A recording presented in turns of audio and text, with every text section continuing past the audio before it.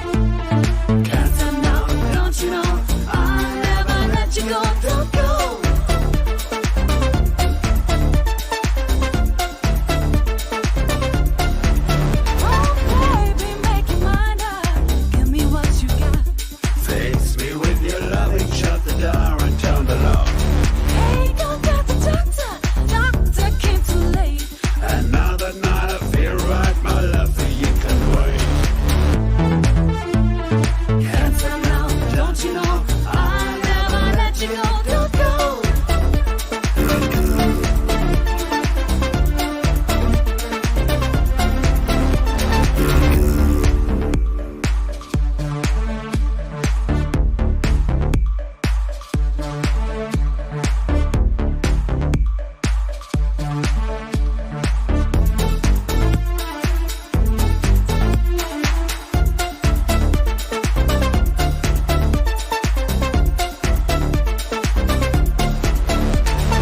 Came in from the city, walked into the door.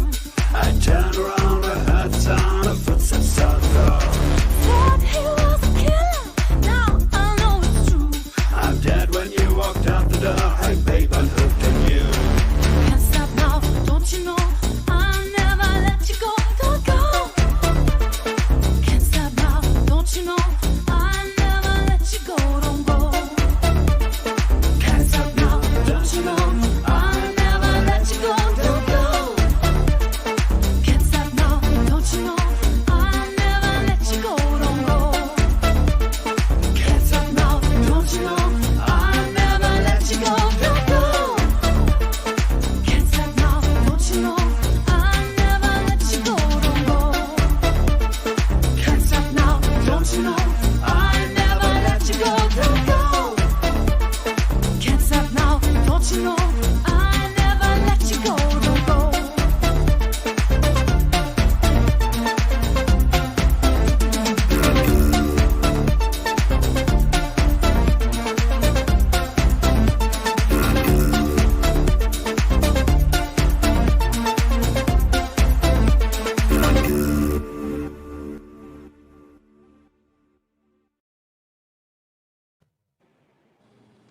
Oh yeah. Love that video. Awesome. I need that jacket that she's wearing. Right? I need that Yeah. jacket. Like, we all need that jacket. Right. I don't know. Constanza, if you watch this later, we need details. Yeah, Right. CJ, you can pull it off. You have the pink aesthetic on there, or the jacket. You just gotta dazzle it up, put some sparkles. and I you think go. I need to, honestly. I do have like a disco ball cup over here. I guess that. Pretty awesome. That counts. So CJ, we should talk about your music video. I know that's very retro flavored. Can you tell us about it? Oof. All right. So the point of, or I guess the story behind this music video is basically basically it's we're going for like an 80s sort of vibe, and we're going for like a video game kind of vibe. The concept behind the new album is that it's like a soundtrack for like an SNES game that came out in like the late 80s.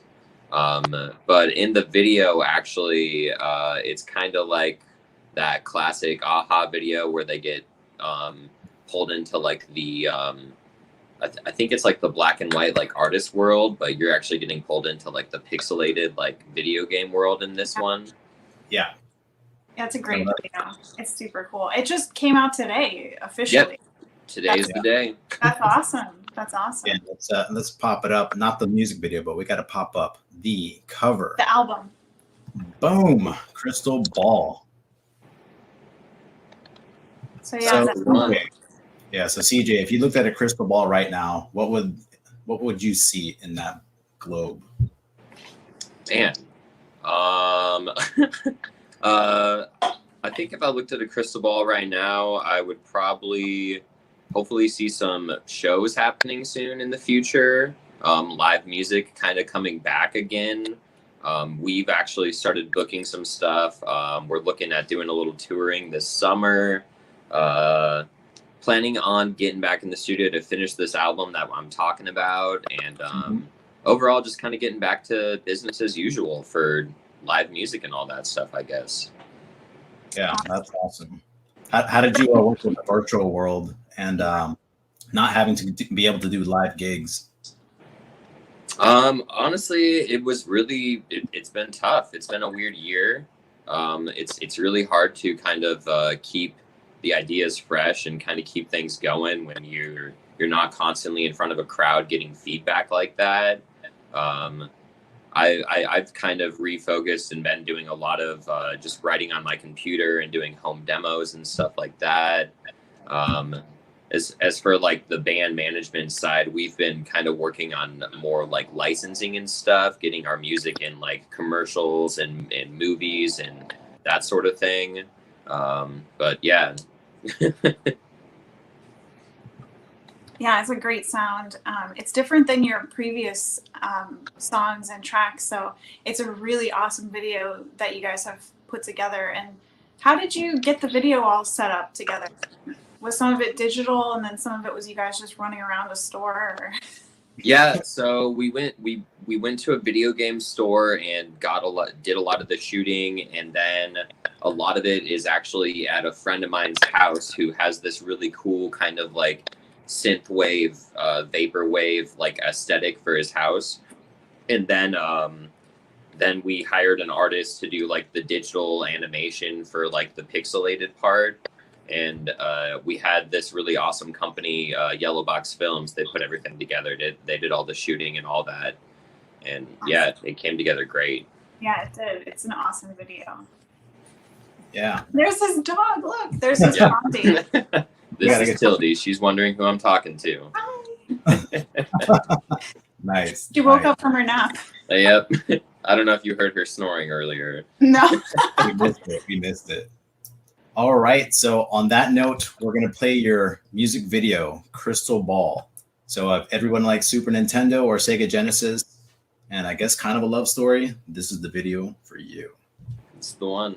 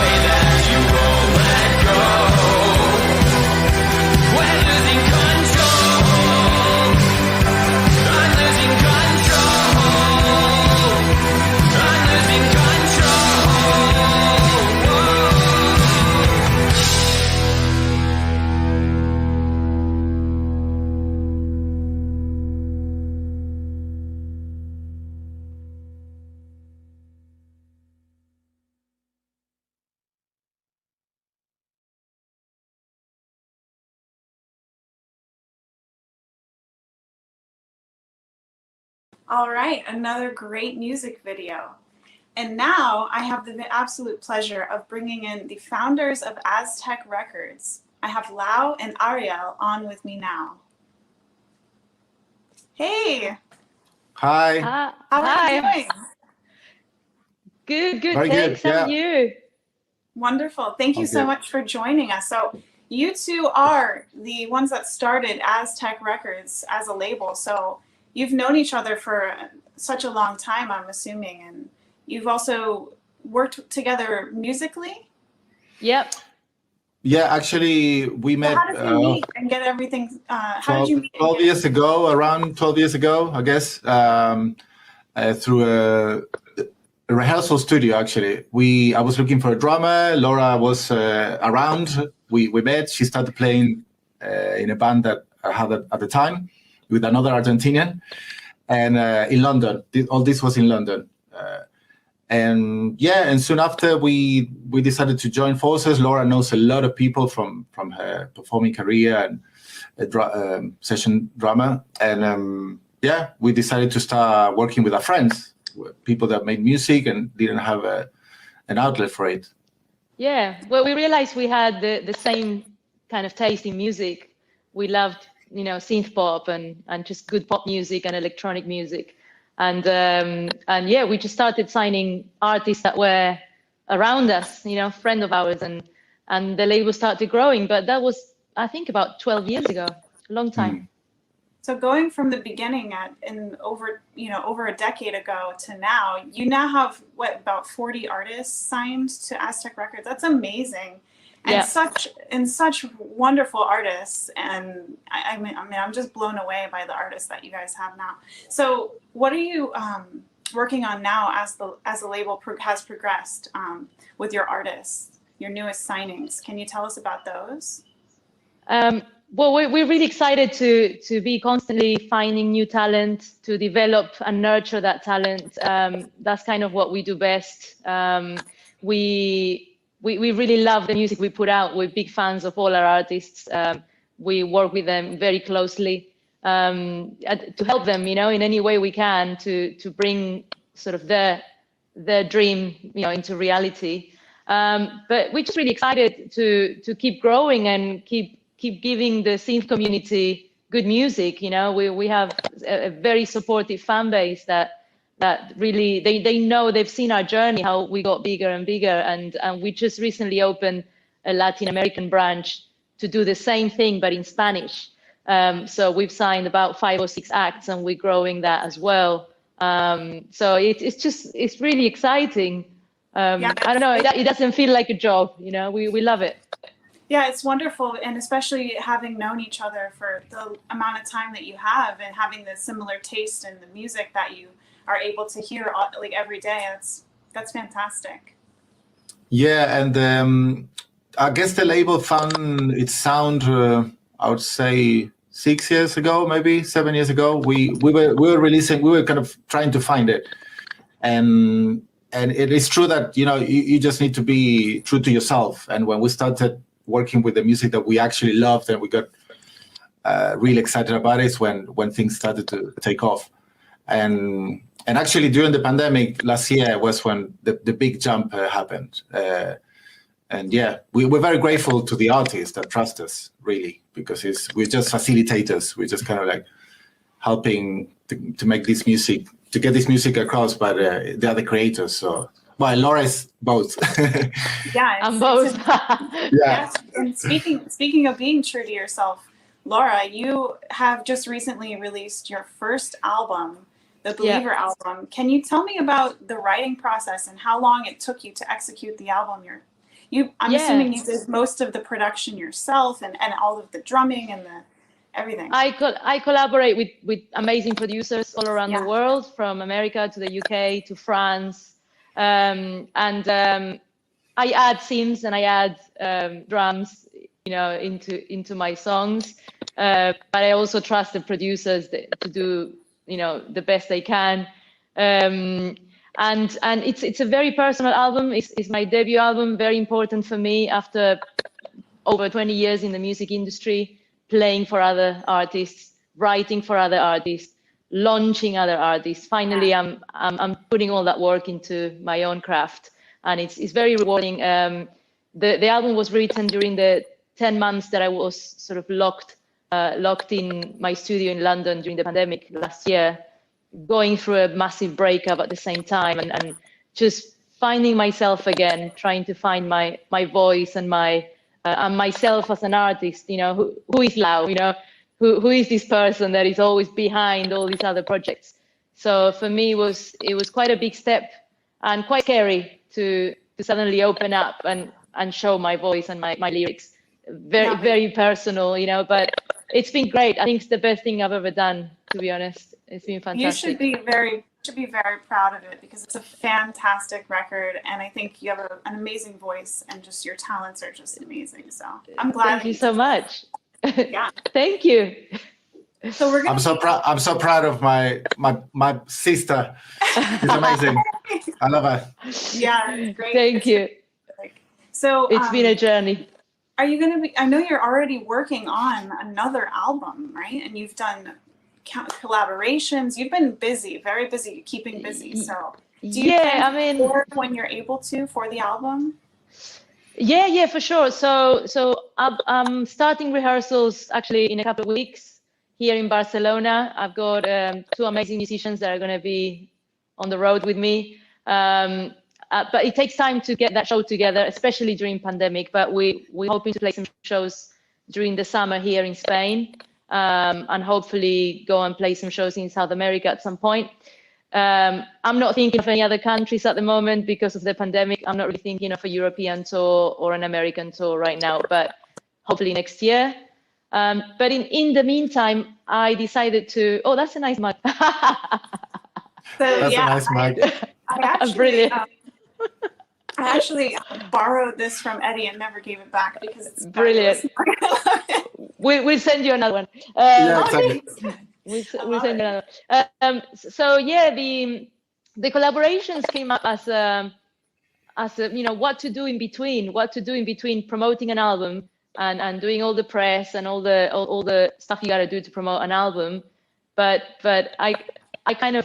I don't want to stop writing. I want to carry on, and we are signing some amazing producers and amazing singers, and of course I hear the music and I get inspired, and they want to collaborate with me too, and why not? You know, I love writing and co-writing with people. So and also we're in an era where Spotify kind of forces you to release 1 song per month. You know, they want you to put out music.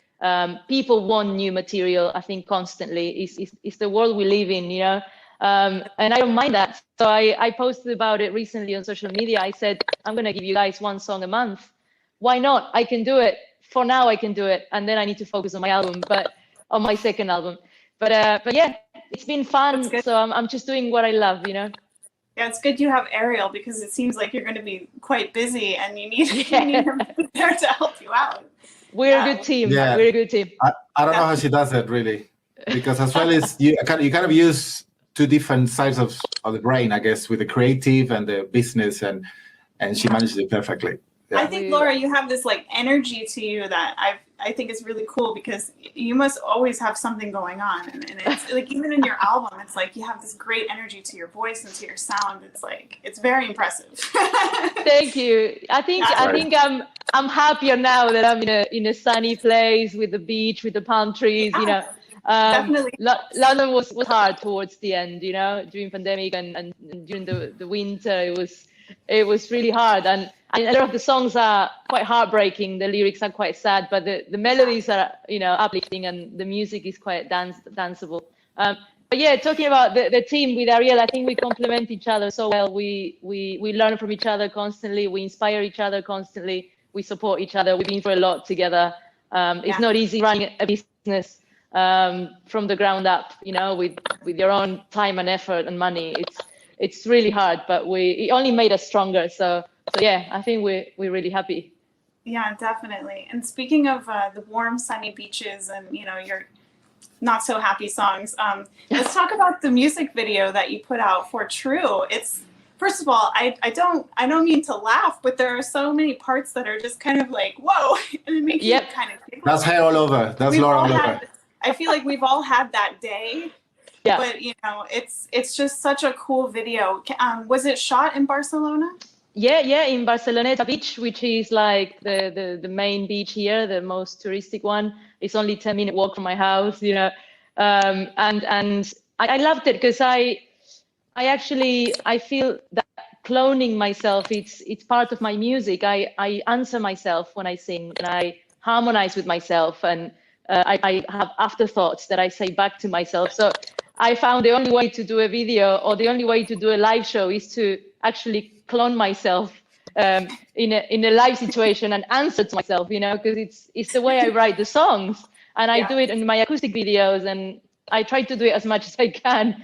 I love that. If only you could do it in real life, right? Yeah, well, I'm working on it. I'm working on it to somehow have some videos that, you know, on the live shows that answer to me, and a bit of comedy as well, a bit of looking at myself and going, what did you just say? You know, I think it's going to be hilarious. Yeah, and it's kind of funny and honest and clever. You know, I like that combination. It makes me laugh, and I think it makes people laugh as well. You know. Yeah, it shows your personality perfectly. It's great. Okay, so in the music video for True, one of the most standout scenes, I think, of the music video, surprisingly, is at the end, where the ball comes and it hits you right in your face loud. How many takes did that take, and did it actually hit you pretty hard? Yeah, I mean, you mean this ball here? Yeah, that's the one. It did. It was really painful. Yeah, it did hit me. It knocked me out, nearly broke my nose. We had to try it a few times. It was a bit like this, look.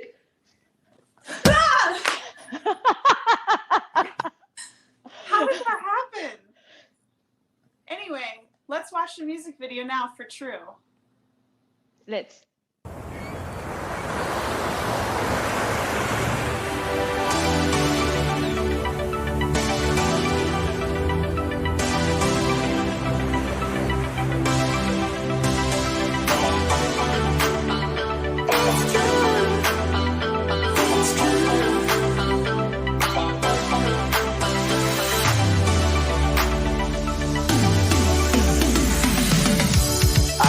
Come back in the morning and reconcile.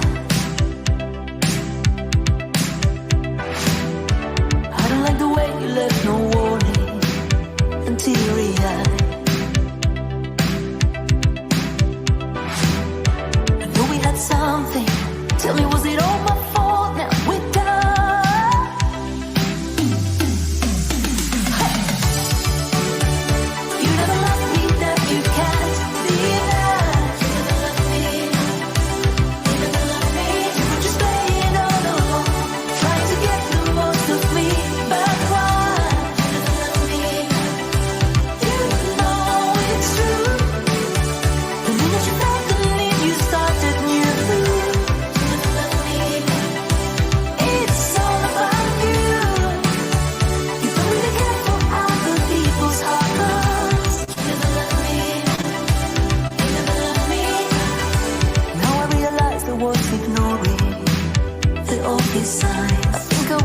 Really was.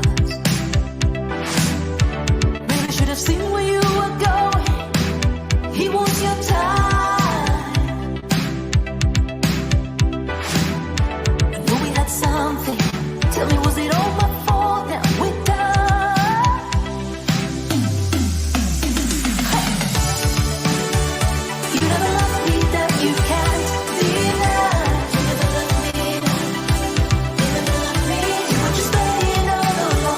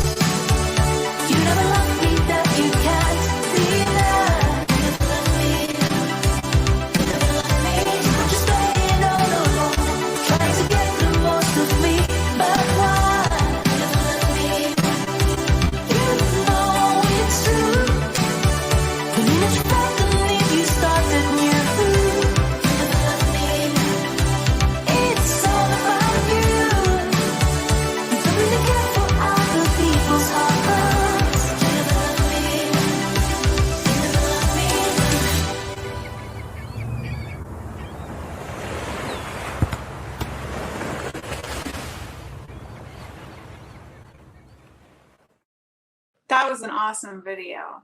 And speaking of awesome videos, I am now going to be speaking with Splash96. Hey, how are you? I'm great. Glad to be here. How are you? I'm doing great, thanks. Thanks for being here. So you have a very unique music video that we're going to be showing after we discuss your album a little bit. And in the music video, there are several edits of home movies. So can you tell me a little bit about the concept behind the music video? Definitely. So, I think today there's kind of this tendency to take for granted home videos because we're all carrying camcorders in our pocket, right? Yeah. And that wasn't the case in like the mid 80s, right? Especially in rural Alabama. So my family would actually rent a camcorder. So they'd rent it for like the weekend, and then they would just kind of video themselves acting crazy in the yard or in the house, and they would do kind of these either scripted hee-haw style skits or do their version of 1980s TikTok, where they're doing like backflips in the yard and showing off all the kind of talents they have.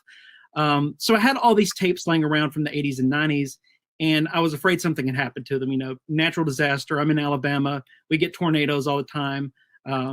And also tapes can just corrode over time. They can get moldy and if you don't take care of them. So I just wanted a way to preserve them in case anything happened. So I digitized them all. And as I was going through the footage, I'm like, wow, there's a lot of footage of people dancing and playing instruments or pretending to play instruments. And it kind of feels like raw footage from a music video. Yeah. I was like, well, okay, I think I've got to make a music video out of this. So that was really the genesis of the project of this song. It started music video first. Like, okay, I've got all this incredible video footage. Now I need to make a song to go with it. Yeah, it's a great song and a great video to go with it. And it's so much fun. You can't help but laugh and smile. So I'm all for it. So your album, which is Summers in Anniston, can you tell me about the album and what other videos and songs are coming out from that?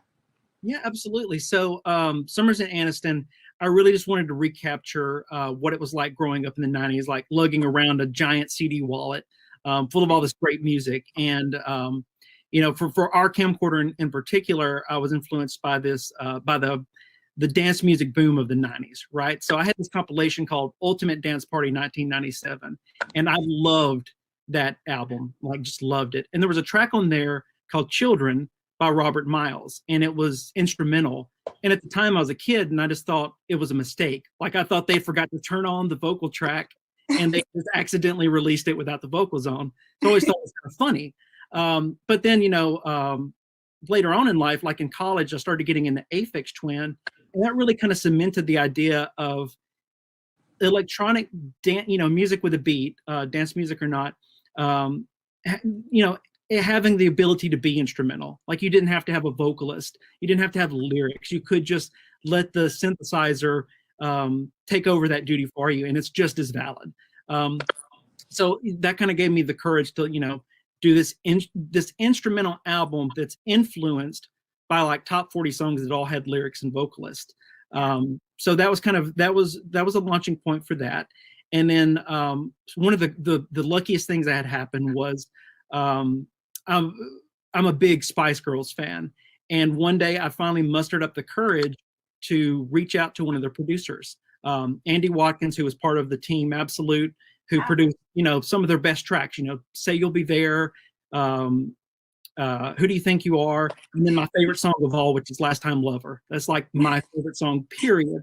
So I reached out to him and just basically got the courage to ask him about the synthesizers they were using and the gear they were using. I mean, we got down to talking about equalizers and compressors. That's really and he and his partner, Paul Wilson, were both completely forthcoming.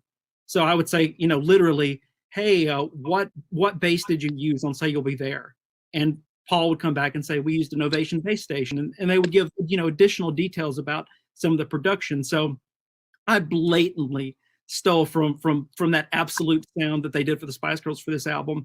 And I'm, eternally grateful that they were forthcoming with all their secrets. But, that was a big part of it. And really kind of, overall with the album, I didn't want it to just sound like Ultimate Dance Party 97. I didn't want it to just sound like Spice Girls. So there's kind of like all the different memories of growing up in the 90s kind of baked in there, including some 80s stuff, because 80s music didn't just stop in 1989. Like, you continue to buy the greatest hits CDs. Like I had Madonna's Immaculate Collection. So there's some Madonna influence on there. Yeah. And then there's also things that are influenced from, Janet Jackson's work with Jimmy Jam and Terry Lewis, and, some Rick James and Nile Rodgers, of course. So there's kind of like, 70s, 80s, and 90s are all represented in some way in this album by design. But I really just wanted it to all, it's cohesive in the sense that it just reminds me of the different kind of music I was listening to at the time, and frankly still do. I mean, all that music I just listed is still in heavy rotation on my iTunes. Yeah, you can definitely hear the influence in the album, and I think that's fantastic that, hearing the backstory of how you were able to obtain such vital information into the making of your tracks in the album. That's so cool. And I think it's really cool to pull from inspiration, especially when you're making music, but kind of make it your own. And I think your album definitely does that. Well, thank you so much. I'm glad to hear that. That's something I fought with for the longest time. I always hated the idea of being inspired by anything. When you're starting out, you want to be unique. You want to be your own thing. And I finally just got myself over that and said, you know what? You've got all these influences, embrace them, lean into them. And then you're not going to be able to perfectly emulate any of them because you're trying to emulate all of them. So by nature, this Frankenstein approach is going to be unique. And I do feel that, listening to Summers and Aniston, I don't think it sounds like Ultimate Dance Party 97. I don't think it sounds like Spice Girls or Madonna. I think it sounds like all those things jumbled together, and this is what came out. So when I hear it, I do kind of hear a unique voice. So yeah, I would encourage anyone that's kind of going through that same struggle of like, no, this sounds too much like that, and I want to be unique. Just get over it. Just kind of embrace it, lean into it, and in some cases, even try to sound like the people you love, because that is personal. It's the thing about it that is personal is the fact that you love it. So that's wrapped into your personality. Yeah, exactly. So when you were lugging around your CD case back in the 90s, did you ever let somebody borrow a CD and then you kind of have to track them down and get your CDs back and stuff like that? And for that matter, did you ever make a CD of your own? And when did you start getting into your own music? Did you ever pass out a CD to anybody? Oh, definitely. So, the letting friends borrow CDs and then kind of having to nag them, that was a common thing. And it went the other way. Plenty of friends had to nag me to get their CDs back. I had a friend who got big into the Beatles, and he would let me borrow like Sgt. Pepper's. And then, 2 weeks later, he's like, hey, can I have that back now? It's like, oh yeah, that's not mine. So that definitely happened. In terms of, releasing the own CDs, I started off, music was kind of like something I did on the side as passion, and I wanted to be the great filmmaker, right? So kind of completely counterintuitive to what Splash 96 is. I was trying really hard to be serious, important filmmaker, man. And that blew up in my face, and it didn't work out. And I kind of realized it didn't work out, and I wasn't happy doing it. So, after several months of thinking long and hard about it, I just sold all my film production gear and just realized that music kind of matched my personality more and was more of something I ended up enjoying more. So I kind of, lunged right into that. And then for the past several years, I've just been teaching myself, basic music theory and how to play these instruments and, mixing music, all those kind of things take time. So this is really my first proper release. And yes, absolutely, I would love to one day release this on compact disc. But right now I'm at the stage where I need to get the demand up before I start getting physical media published. But I do hope that eventually that's going to happen, because this album was meant for compact disc. That's my intended format for it. So right now we're kind of like, it's streaming now, but if enough people get into it, hopefully we can get into that physical release so I can have that tangible CD. Yeah, definitely. So yeah, let's go ahead and play your music video for Our Camcorder from your album, Summers and Aniston. There is the music.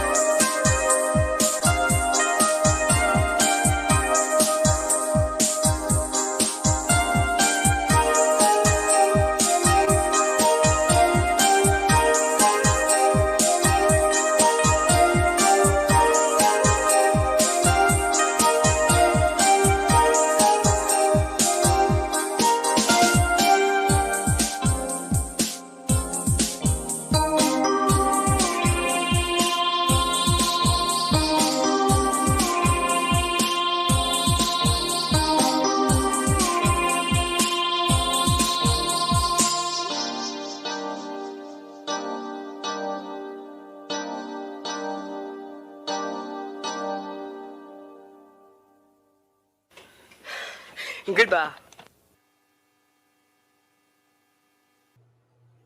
Now that was a super cool music video.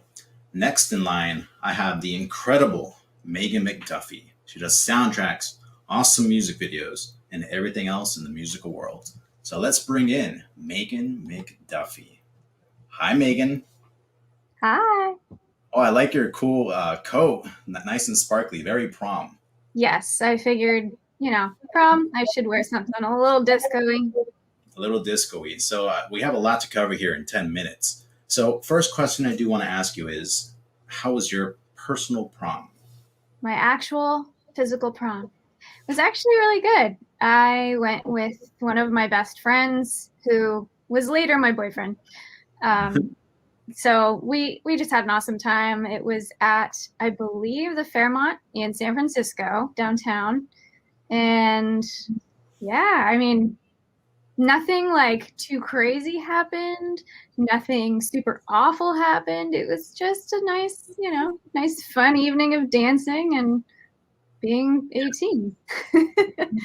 That's really cool. It looks like you had a marvelous time. But since we've been doing the prom episode, I've been talking to a lot of people about how their prom was, and each of them seemed to have like a really bad story or a horror story.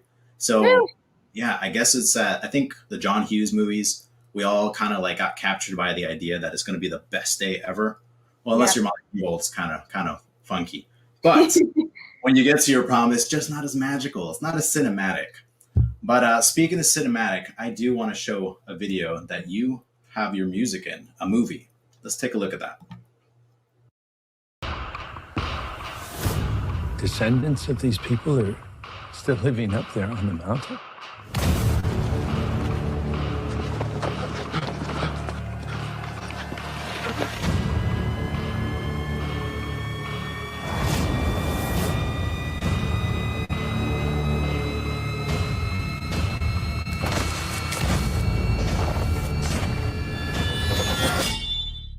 They said they would be the foundation on which a new nation would be built. From every mound, let freedom ring.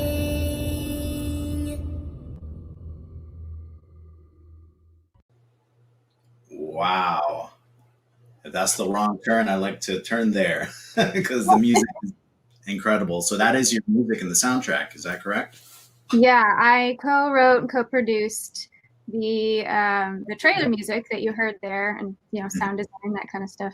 Not all the sound design, but just like sometimes in trailer music, it's really hard to differentiate between what the sound editor does after the fact and the music, because a lot of the music is creepy and mangled and just like. So it's all blended together. Crazy. Yeah. My phone went off. I apologize for that. So I know you did like music in the movie Annihilation as well, which was one of my favorite sci-fi. I would say almost horror. That's a wonderful song, wonderful movie. And how did you get into the whole business of the horror genre and all of that? It's a funny story. I was always kind of apprehensive about horror as a youngster. I didn't really even see a horror movie until high school. I was pretty sheltered. You're late. You're late. I was late. I was so late.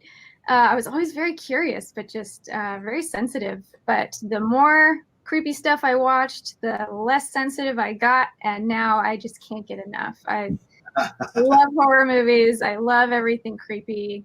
As you can see, my little friend back here. But as far as trailers specifically, it was just kind of one of those things. I have a film scoring degree. I wanted to be a film composer, still do want to do films, in addition to video games and stuff. I have done a few. But trailers was just another thing that I was like, okay, this is related. I have a film scoring degree, I have an orchestration focus, I have an electronic music minor. Put it all together. To make a music career, you kind of have to just do as many things as possible and see what sticks. So that's what I've been doing. So for the audience, maybe you've watched a movie and you didn't know, but Megan McDuffie's music is blasting in the background while someone is getting murdered. which is always fun. Now, speaking of murders and creepy stuff, I know you do a podcast called Creepy Podcast. Is that the correct name? Creepy Pod, yeah. Creepy Pod. So tell me about that. So, as I mentioned, I'm into horror stuff and all things spooky. I also love to read and I love fiction. So I just one day happened across this podcast and fell in love with it, and eventually reached out to the creator, or the guy who runs and operates it, and I said, hey, I do a lot of voice stuff and I love your podcast. Do you need any narrators? And he was like, yeah. After a while, they brought me on board, and I narrate a podcast episode for their patrons and for the public twice a month. Awesome. Is there any way we can hear your voice narrating something really quick in that creepy podcast kind of voice? Oh, it's pretty much just my natural voice, except a little more breathy and drawn out and emotional emphasis on things when I'm terrified. Excellent. Now that takes me to our next section of something that's very, has voices that are almost like that. The video game, River City Girls. Now, that's a cool ass game. Like, I got it on my Xbox. Game Pass had it. I downloaded it. I picked the girl with the orange hair because I thought she was gonna be. I thought she was gonna be the tougher one because she has a baseball bat. But then the other one seems to be the one with the bigger attitude, the girl with the black hair. Yeah, she's very no nonsense, very apathetic, and Kyoko is all happy and sunshine and can't we be friends? Exactly. So tell me about that really quick. Well, that was an amazing project. They were the dream client in that they hired me for me. They were like, we love your sound, just do that all over this game. And it was so cool. When they first hired me, they didn't really even know I was a vocalist either. So it came out pretty quickly, though, that I was a classically trained singer and did vocal stuff as well. And they were like, we have this rock star character in the game. How cool would it be if her music was playing throughout the video game as you're playing through these levels? So in every time you hear a vocal song that I produced in there, you will see a little boombox in the scene somewhere, so that it's like the rock star character noise. It's like her tunes are playing through the boombox. Yeah, that's super cool. Yeah. Well, before we run out of time, we need to definitely talk about your newest music video. So, Wicked Things. So I see you have some cool, scary appeal there with incredible dance moves as well. Tell us the story behind the video and the song. Well, the song, I don't know how much I want to reveal, honestly, but I, as do all of us, struggle with desire versus morality versus, just like having weird thoughts in my head and then feeling guilty about them later. So this song is kind of using demonic possession as a metaphor for those internal struggles. So a lot of it is, I fell in love with pole and exotic dance a few years ago, and was like, okay, what can I do in my living room during a pandemic with no budget? Like, how can I pull this off? And so I'm lucky that my husband is a hobby photographer. We have a really nice camera, and I kind of roped him in. I was like, hey, we're going to shoot this thing. And then I actually got a fan who wanted to edit and do the graphics and stuff for free, which was incredible. Because he's like, I need more portfolio building stuff instead of working on corporate videos. We got to give a shout out to that editor. Great job. And really quickly, is there anything you'd like to tell your fans really quick? Because we're going to have to play the music video soon. Yeah, check out my new album. I've been producing, scores and doing vocals and all of that jazz for almost a decade. And this is my first debut full-length vocal album in all of that time. So it's like, yes, finally it's out. It's called Inner Demons. Go check it out. It's everywhere. I'm doing a vinyl campaign on Bandcamp. So if you go on there and you want vinyl, please do pledge to make it happen. Awesome. And with that, this is Wicked Things.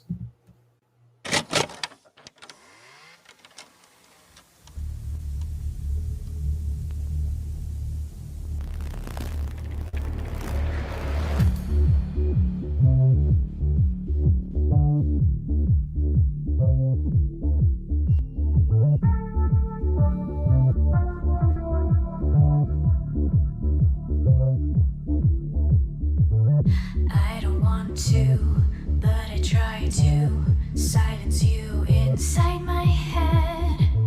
You're the voice that makes me writhe when I'm abed.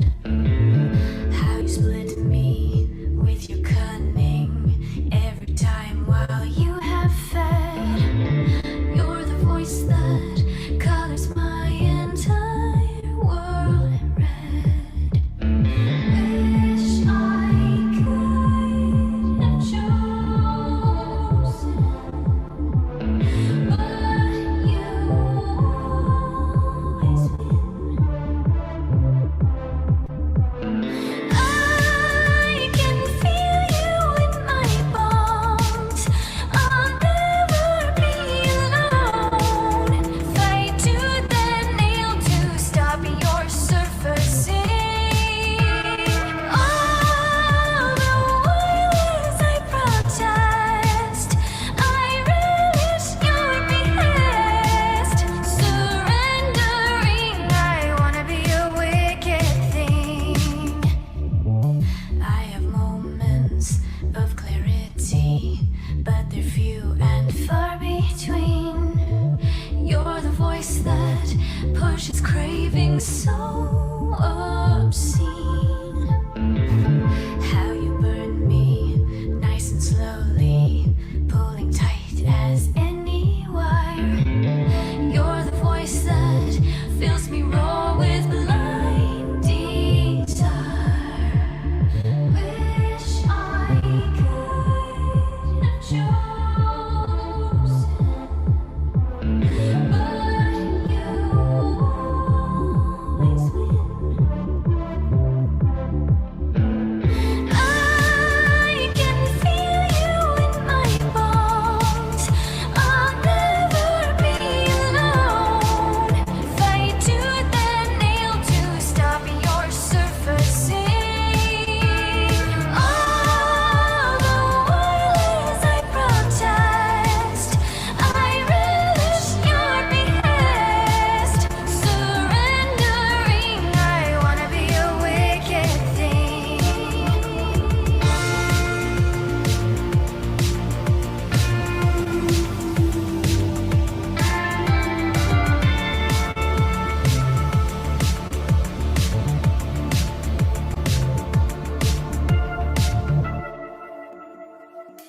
I don't want to, do I need to? Easier just to give in. You're the voice that keeps my defense paper thin. How you grip me with your visions. You're the voice that cuts a grin. All is red now as you swallow me in sin. Wish I could have chosen, but you always win. I can feel you in my bones. I'll never be alone.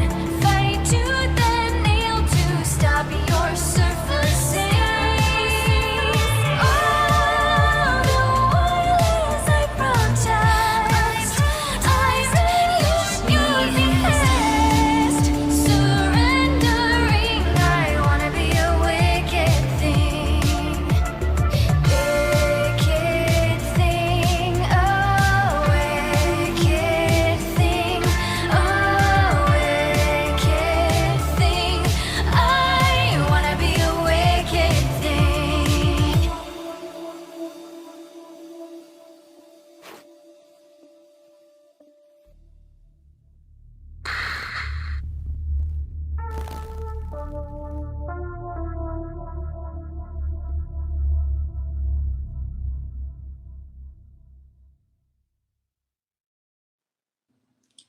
Okay, that was a great video.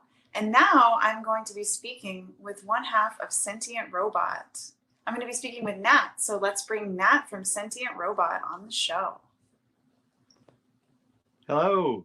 Hiya. Oh, how are you? I'm all right, thanks. I'm good. It's actually a nice day in Manchester in the UK. So that's if you know Manchester at all, that's quite a rare thing. So it's all happy here. I've never been, but that's very lovely. I'd love to visit sometime. You should. I would love to. So Nat, tell me about Sentient Robot and how did you get started with this group, with this duo, if you will? Yeah, well, it's I mean the writing partnership is a duo. It's me and Steve, who's our guitarist and producer, plays lots of different instruments, talented bloke.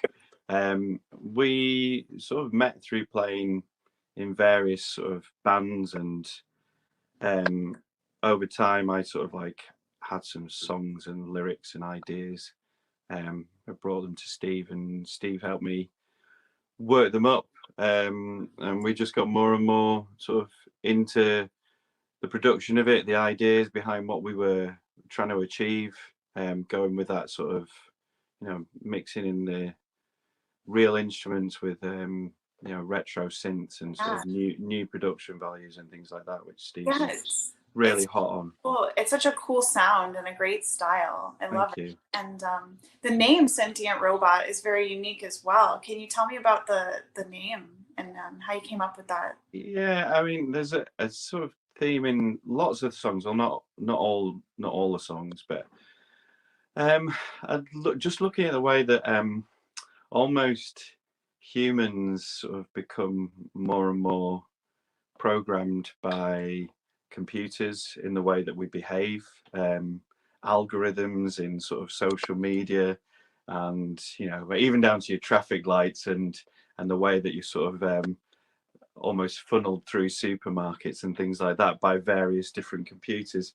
And then alongside that, the idea of computers becoming more and more sentient, you know, sort of almost being designed to fool you that they're humans. So we sort of crossed over in sort of talking, you know, those songs where I'll be talking about people that I've come across that have seemed like almost in the grip of algorithms and how that plays out in life. Yeah, so that's the theme behind it. I suppose we push it off into some of the imagery that we use, and you know, it's just a fun thing to play around with. Yeah, it's definitely a concept that there's a lot to be said about. And so when it inspires music, of course, you know, it's nice to see that as well.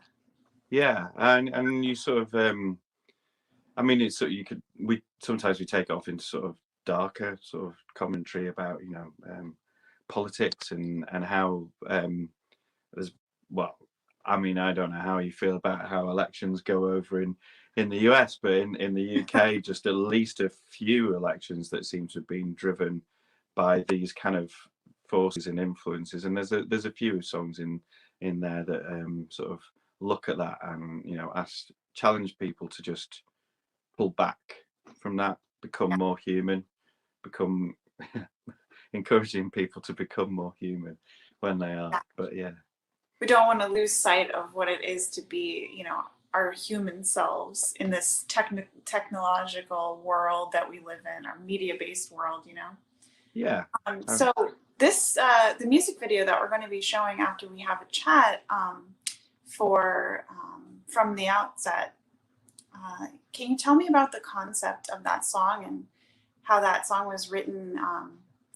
Did you write the song to have a video, or did you just come up with the concept for the video? No, I mean, lyric-wise, that I originally wrote that song a long time ago, and put it into various different sort of, you know, melodies, and sort of it's had a different life, never quite worked, and then sort of Steve made it work, you know. So Steve gave it this sort of different feel that I mean, there's a mixture of sort of feeling light and bouncy and you know, a great beat and rhythm section provided by Pete Marshall, our drummer, and Sam Morris, our bass player. So it's it's got a real sort of like dancey feel to it, but then there's some quite sensitive and sort of I don't know, almost when I look back on it, I can see a turmoil of a younger man trying to work out pressures of almost like forced upon spirituality and constructs in society that make you that tell you have to be in a certain way and you have to go down a certain path, and you've got to stop doing that and do more of this. I was probably being told to stop doing music. That was probably what was it's essentially at a certain point you should really go and get a real job or something like that. And I have done that, and I have I've continued to do music.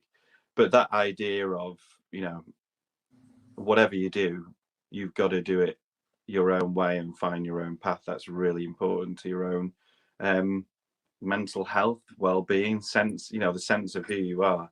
So that was lyrically where it was. And when we worked with found a great animator, Darren Mowenpour, who sort of worked on the video, I had a different video in mind, and that wasn't possible because of the pandemic. So we went out to find an animator instead, and I couldn't have been sort of happier with how he worked with the concepts and the themes that I gave him loosely, and a bit of an understanding of what the lyrics meant.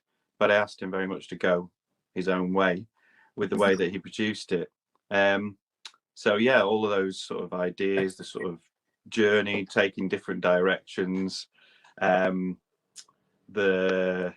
think there's a few sort of nods to Talking Heads in there, with the person moving along. That's me, sort of animated into the Yeah. So we did some off takes. So it was quite creative. It's brilliant. I feel he's got, as an animator, he's got some very Wes Anderson kind of feel of textures, the way he moves you through. I love it. Cool. It's a very watch over and over. Yeah, it's a super cool video. Yeah. It's a great song too. So are you working on any new tracks and music with Sentient Robot? Yeah, I mean, we again paused because we sort of do a lot remotely in terms of building the songs. We don't actually, unlike a lot of bands, it's not uncommon, but we sort of worked, all of Sentient Robot tracks have been almost worked in two people or one or two people, and then sometimes remotely. But then towards the end of the process, we get together and we start to sort of add in some different weirder kind of instruments. So there's a glockenspiel in Your Own Way. To give it that sort of like, that's a sort of Pete's as a drummer, sort of adding sort of different top lines and a sax line that sort of gives it, that mixture of the retro and more up-to-date sort of production values. But yeah, so we've been just sort of pausing on all of the recording ideas that we had, or any songs that were almost complete in some ways, and now we're just back into the studio. So there's a sort of collection of about, I don't know, 6 or 7 songs. You're from the outset, Your Own Way will probably join the EP, and a couple of other songs that we're just remixing and mastering. So hopefully, we pull our fingers out now, back end of this year, we'll be sort of releasing that EP and getting back to some live dates as well along the way. Yeah. Well, I'm definitely looking forward to hearing more from what you're doing with Sentient Robot. I think it's fantastic. Thanks very much. Thank you for being on the show, Nat. And with that, I would love to show the music video of From the Outset, Your Own Way by Sentient Robot.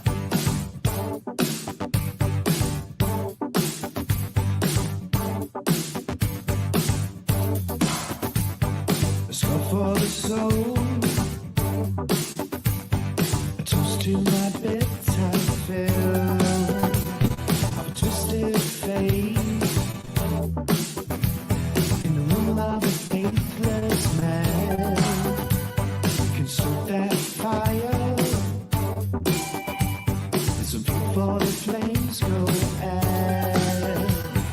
It's a wicked game for some careless men to play. And from the outset of his plan, he seems to know where he was going. He never wanted to see this play. He only wanted to see the world in his own way. Kill for the scourge, and then father's film to end. In the closing scene, no cliff to hang from here.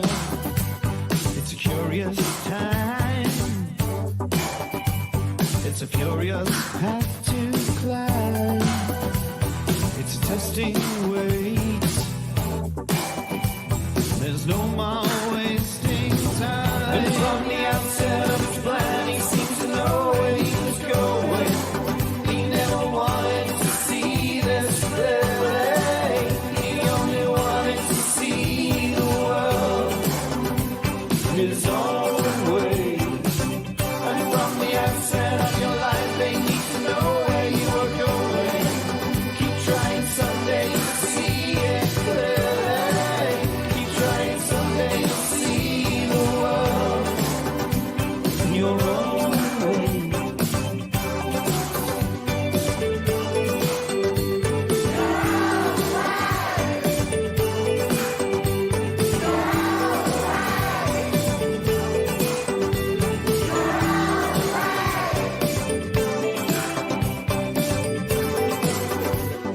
Let's go for the soul.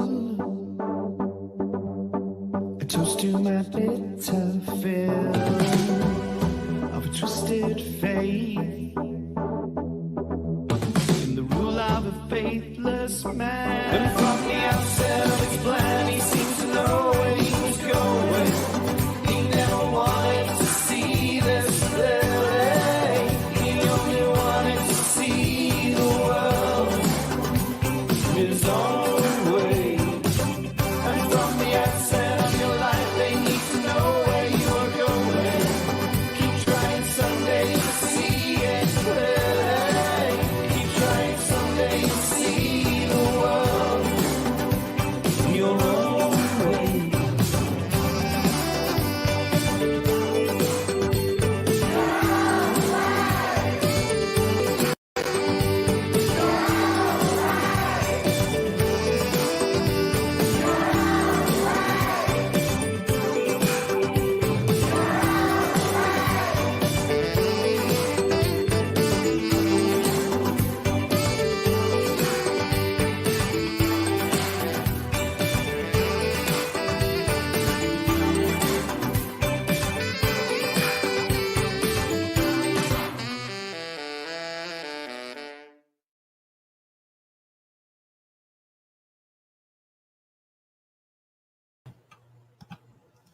All right.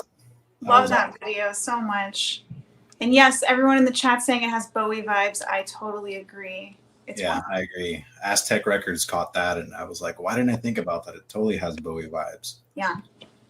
Okay, So, so you guys thank have you all so much for watching the Static Realms Hangouts portion of our stream. Up next is going to be the prom, the main event. Stay tuned because we have so many amazing music videos. We have an interview, we have an ending performance, and extra stuff along the way. So we're super excited. I have to go and get changed into my prom dress right now. Right. I have like 4 outfit changes this time. So yeah, it's a long one. So while she's gone, we're also going to have this coming up. It'll be Static Desires after the prom. So make sure to stay tuned. This is the Gothic Prom in the late hours with Zarina and Electrish. So on that note, let's get ready for prom. There's going to be a 3-minute countdown. Enjoy Bunny X and Celerect for now. See you guys soon.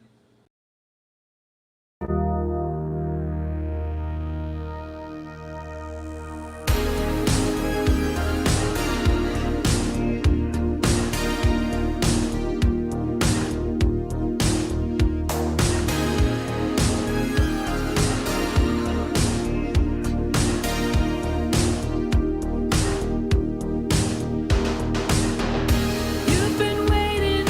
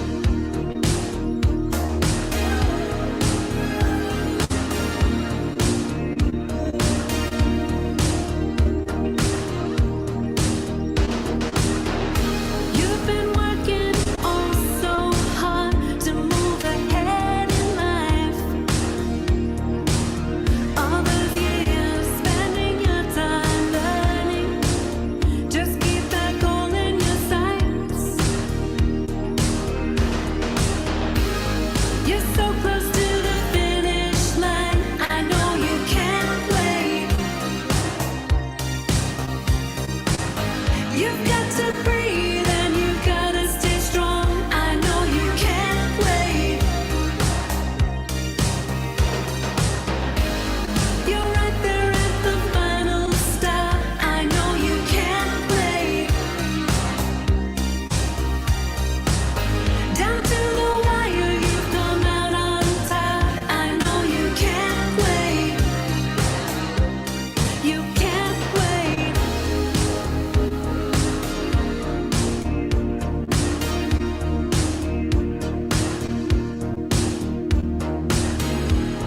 You're so close to the finish line. I know you can't wait.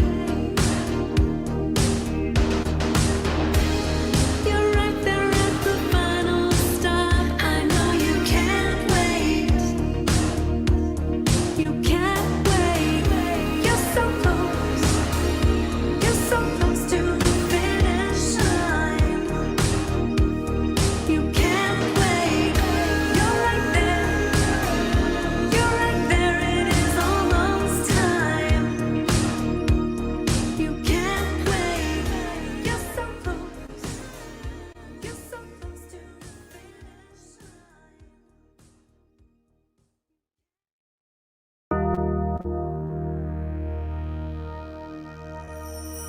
Hey everybody, it's Electrich. Welcome to Static Realms Music Hour. Tonight, if you remember your prom, this may be familiar to you.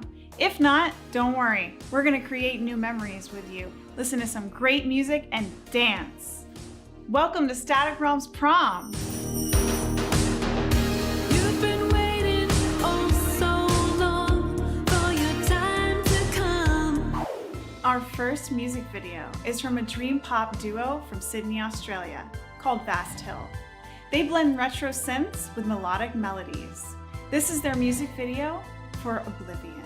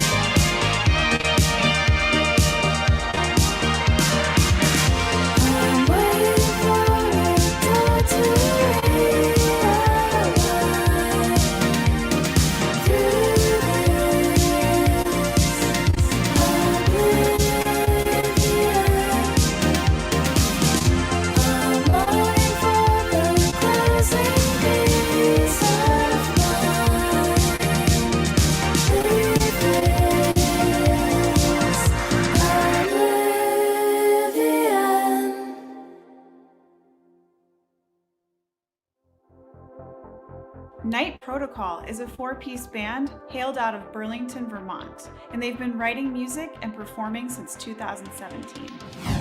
Night Protocol was created to unite sounds of the past, the present, and the future with cutting-edge style of electronic music. Fueled by synthesizers and a devotion to the sounds of the 80s, Night Protocol performs their own blend of retro synthwave as a live band. Here's Night Protocol's music video for Time is Running Out.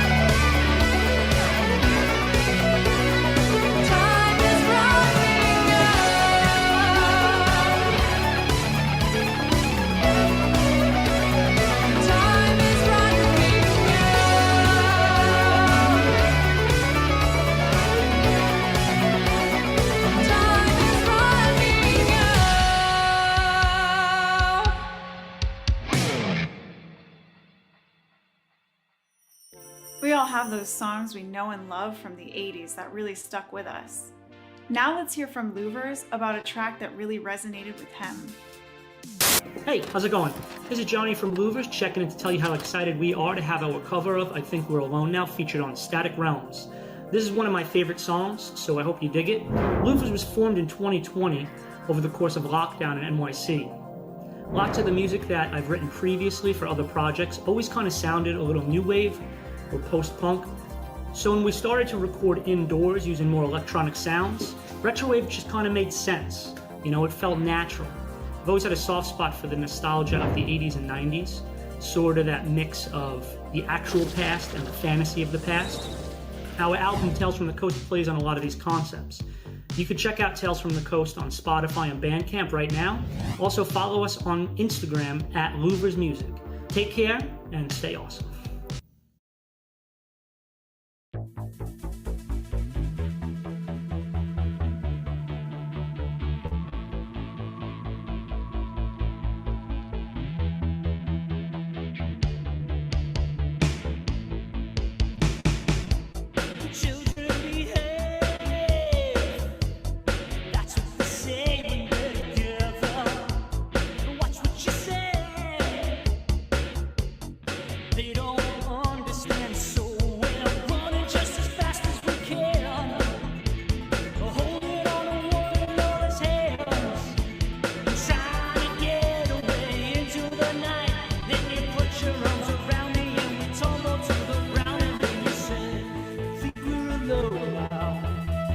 Doesn't seem to be anyone around. Think we're alone now. The beating of our hearts is the only sound. Look at the way we gotta hide what we're doing. 'Cause what would they say if they ever knew? And so we're running just as fast as we can, holding on to one another's hands, and trying to get away into the night. Then you put your arms around me and we tumble to the ground, and then we said,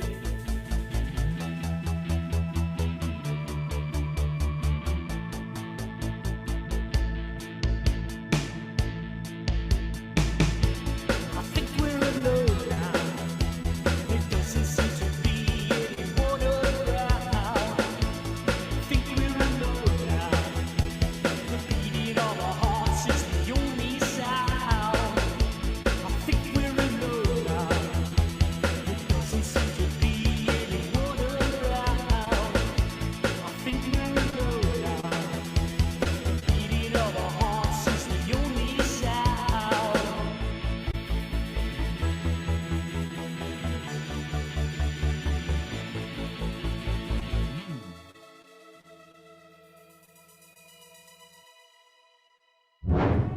The Last Concord is one of many great artists that you're going to see coming up in our first official Static Realms Music Festival.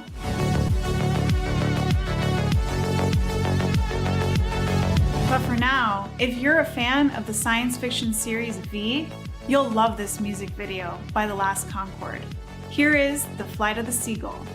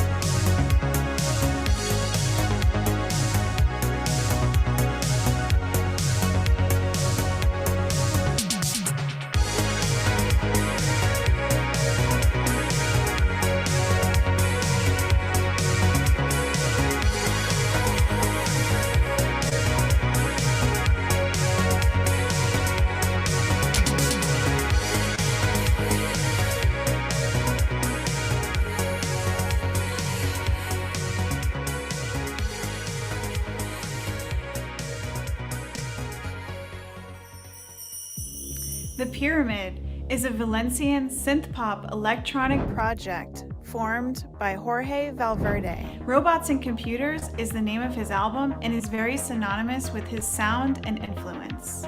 This music video for Like a Robot will make you feel great about being a human, but also closer to robots.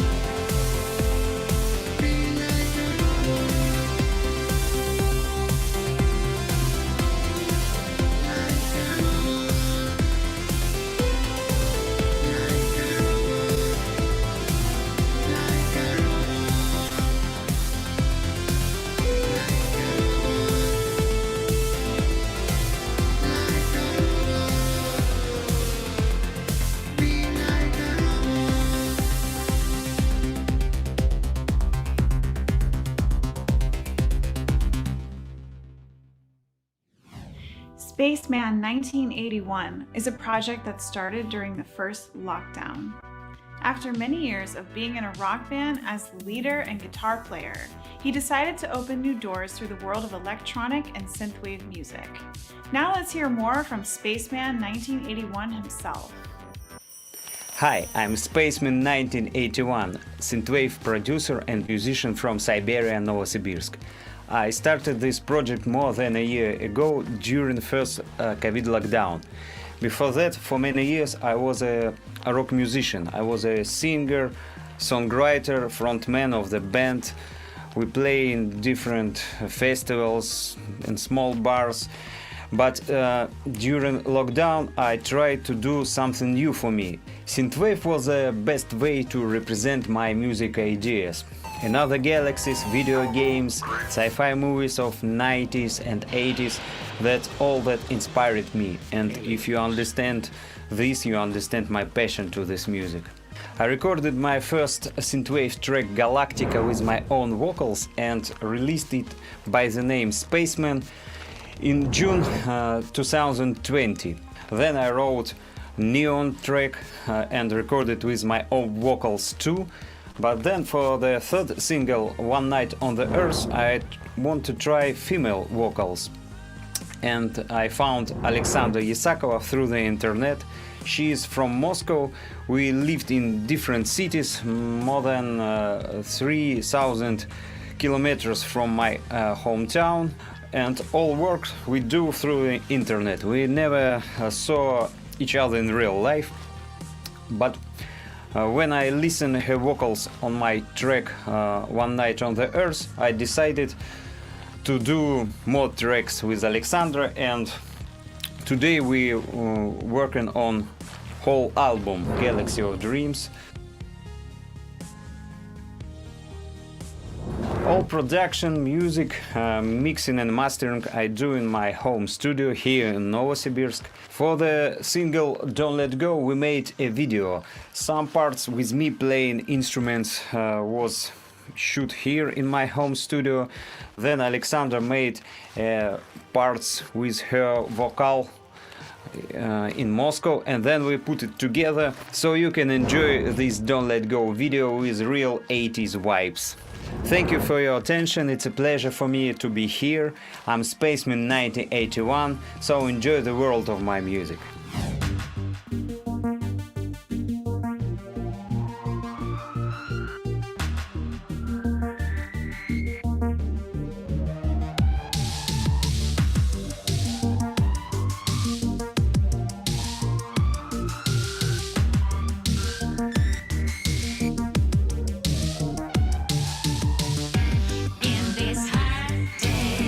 When people lost their ways, we're like lost boys in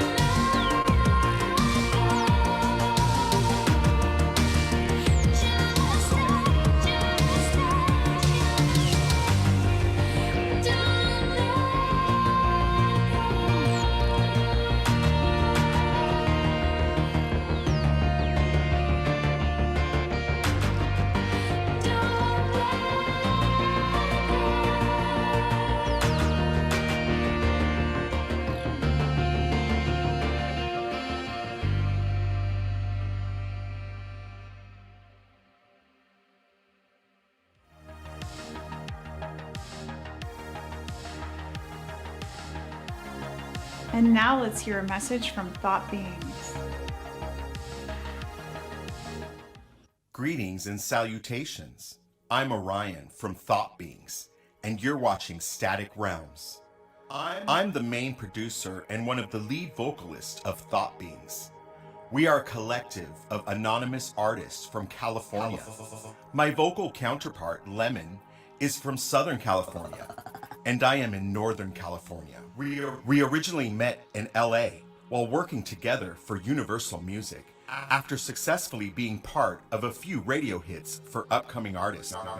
We got tired of making modern music though, so Lemon and I decided to start our own retro group with some talented friends of ours and keep our true identities secret in order to let the music speak for itself.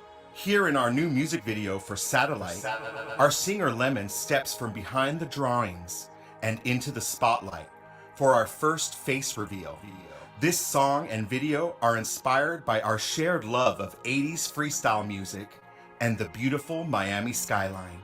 Please enjoy Lemon's stunning face and vocals. Cue synths and conga drums.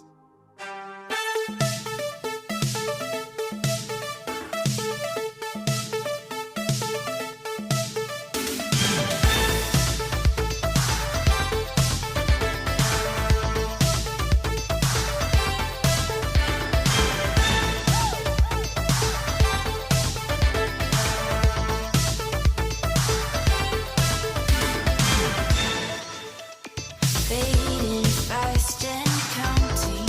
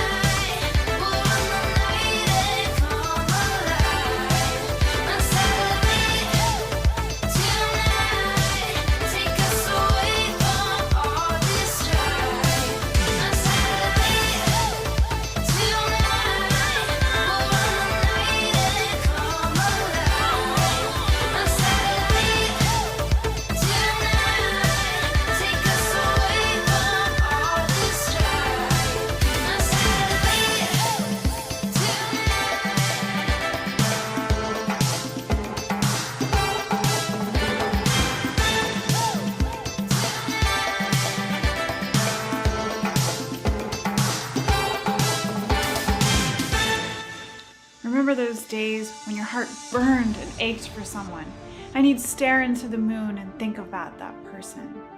Speaking of the moon, let's hear more from Moonrunner83 about his song with Josh Daly, Hearts on Fire. Hey, what's up? It's your pal Moonrunner83. You're about to watch our music video for Hearts on Fire, which celebrates love. And of course, you're watching the most amazing synthwave show and indie music show around, Static Realms. Stay tuned.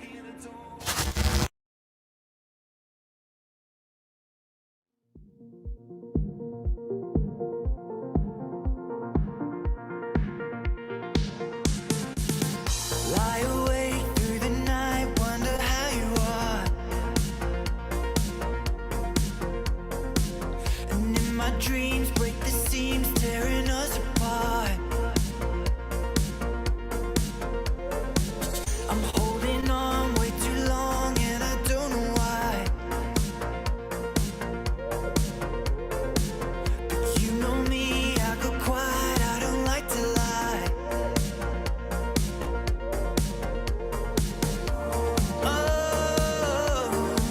Am I coming through? Can you hear me now? And can you feel it too? Tell me what to do. I said now, hearts on fire. Yeah. Hearts on fire. When we touch, drive home through the night just to get away. But every road leads to you, don't know what to say. Tell me now, does it feel like you're falling? Feel your touch on my back, hear you calling.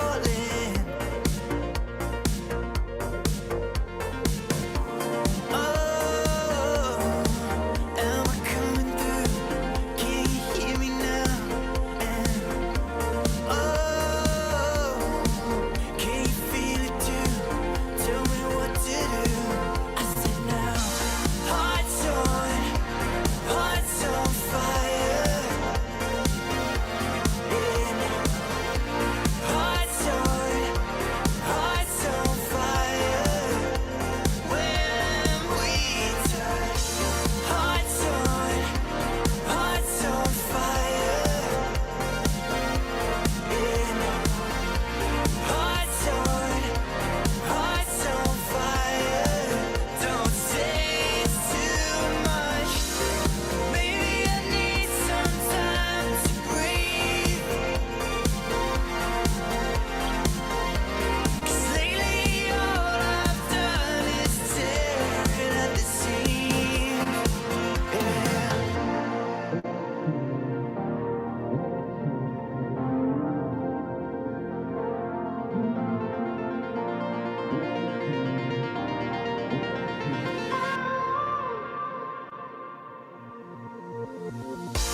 Hearts on fire.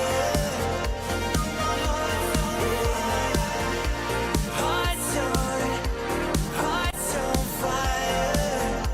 When we touch, maybe I need some time to breathe. 'Cause lately all I've done is tear at the seams. When we touch.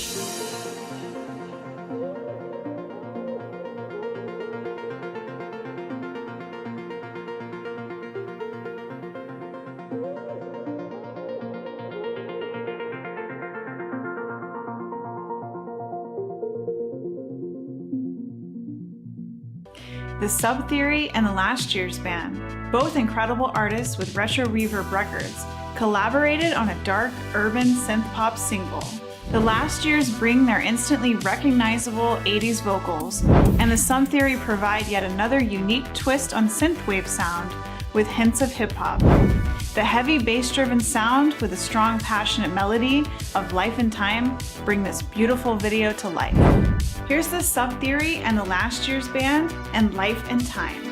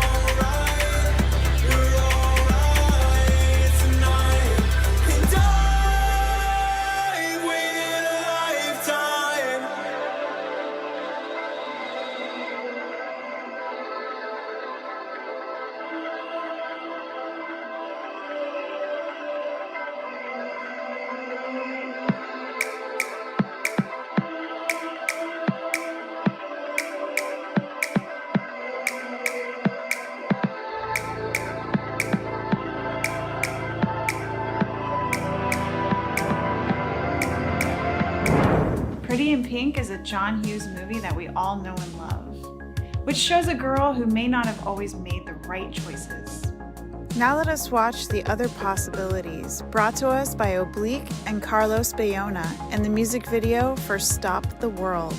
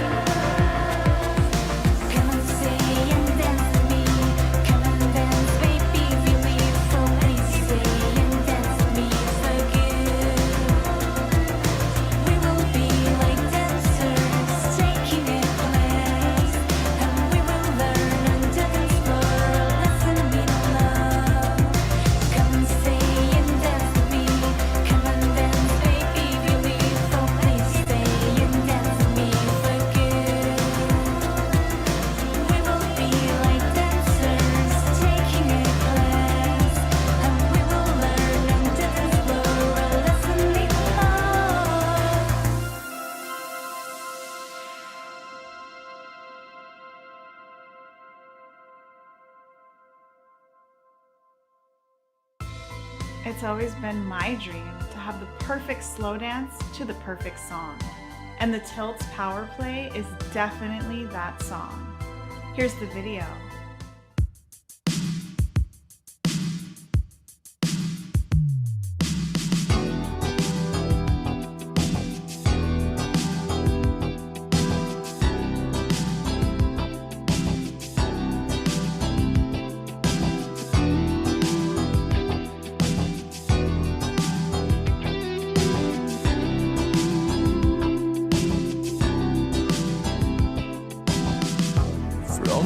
Day one, I have yearned for the moment to fold my hand over yours and stare into every second when I lost myself in you.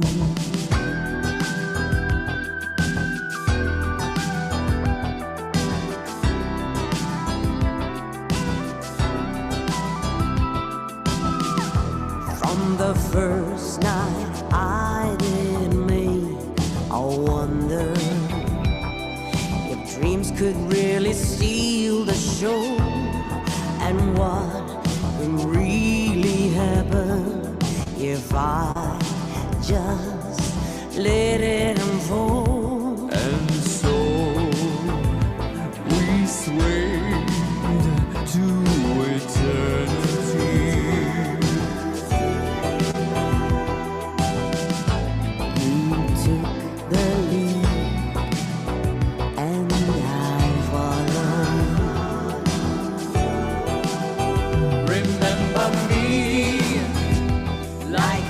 last time we're losing our breath. Like every kiss is sealing our fate. Like tonight will never end. Remember me. All in sheets won't stop the setting sun to come and make new stars. But it will help our silhouettes to dance on the wall another round. Lost my mind as I indulge your skin, so warm, so close to mine. Set me free, for I surrender to your smell, your taste, your touch. And so we gazed into infinity.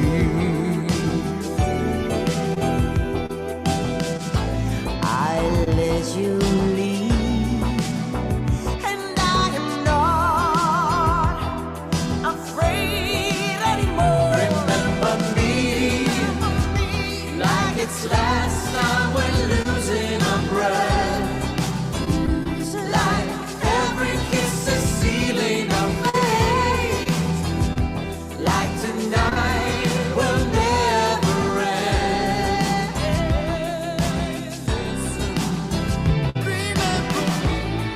And as their story says, there came a time when the hunter became the prey, and every power play ceased into simple words of love and obey. Du kommt, je crains toi.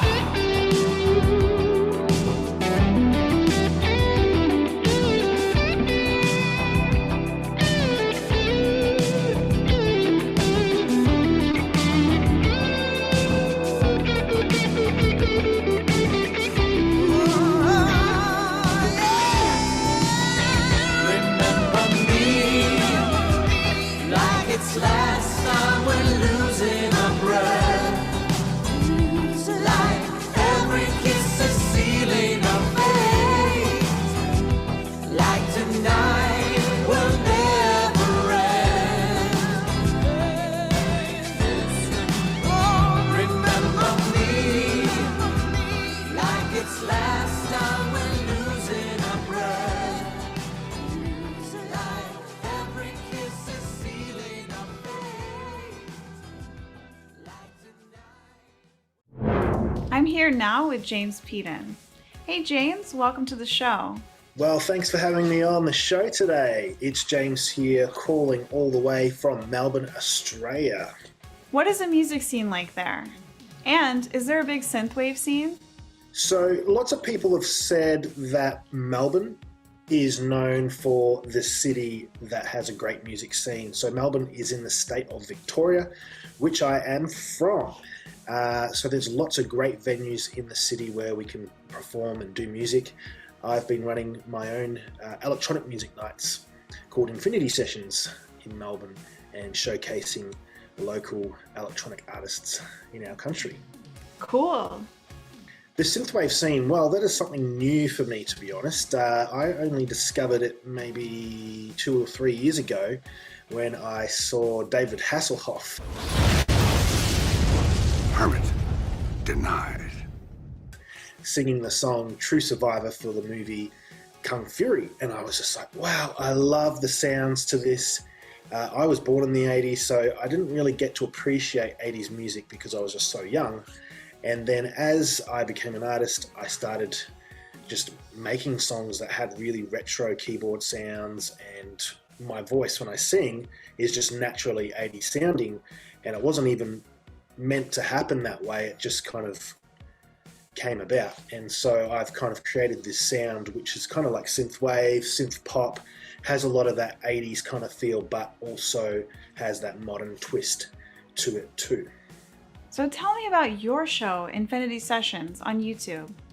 Well, Infinity Sessions first started off as a concert night, showcasing electronic artists in Melbourne. Started in 2019. We've had 3 events so far.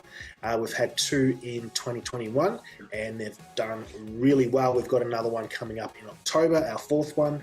And basically, we just have local artists, even artists from other states can be involved in the night as well. And every artist is different. We're all different genres in electronic music, and we just have a fun night and just perform and do what we do and what we love. Okay. And so also Infinity Sessions is also a YouTube show that I run. I have done 6 episodes so far, and basically what the show is kind of like a music video show. Here in Australia we have shows like Video Hits, MTV, Loop. I'm not sure what you guys have over in your country, but basically I interview the artists, or they do a bit of a shout out before their video, and then I play their music videos on the show.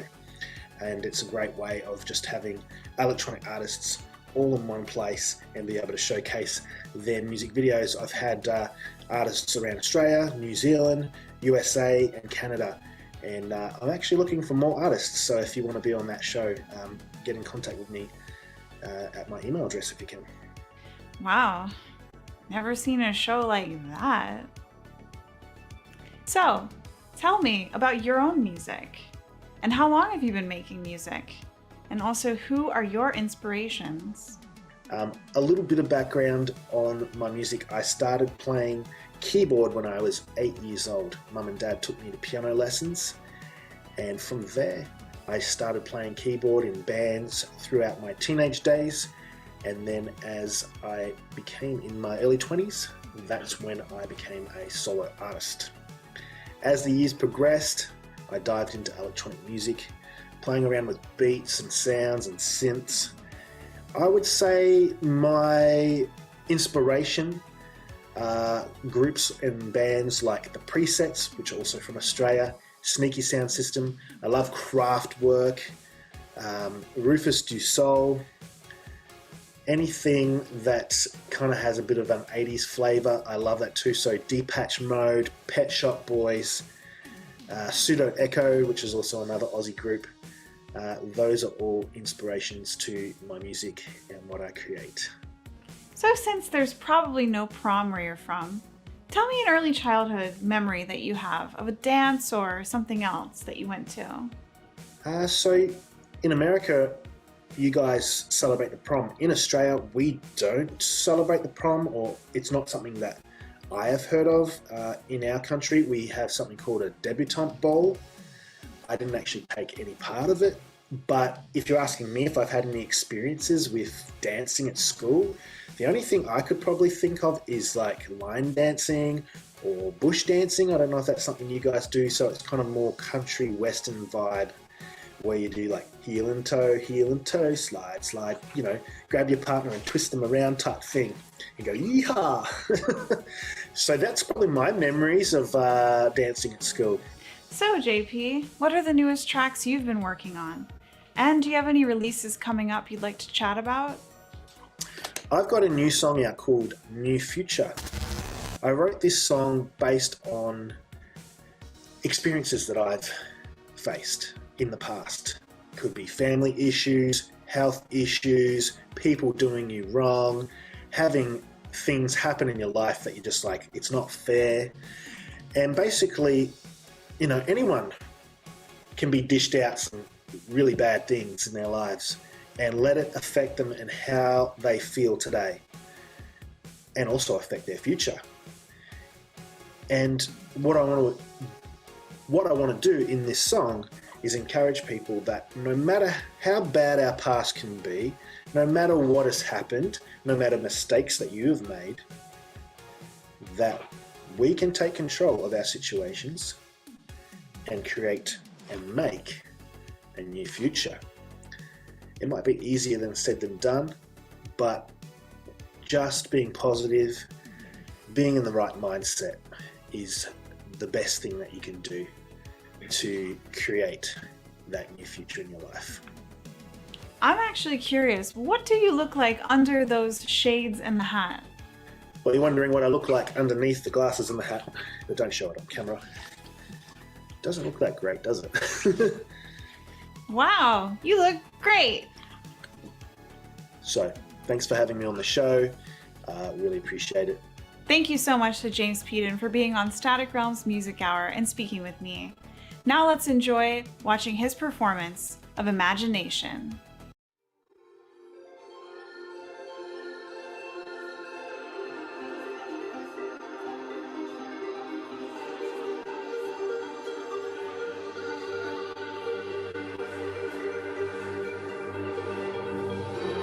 Thanks for being here tonight, guys. Enjoy.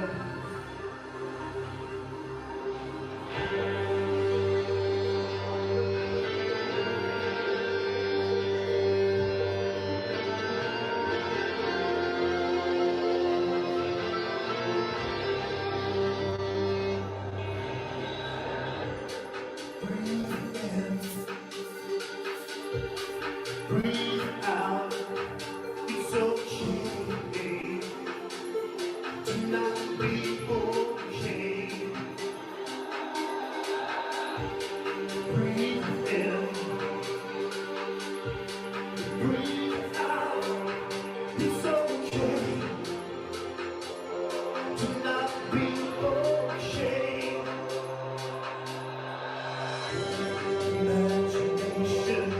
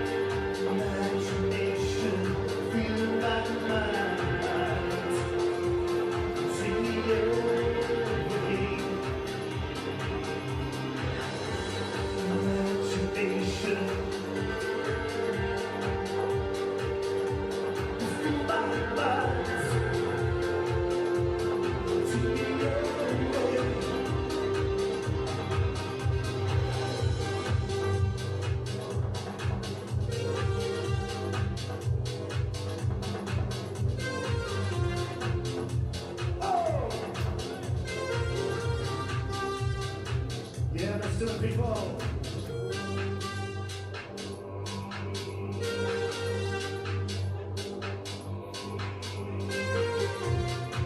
Okay.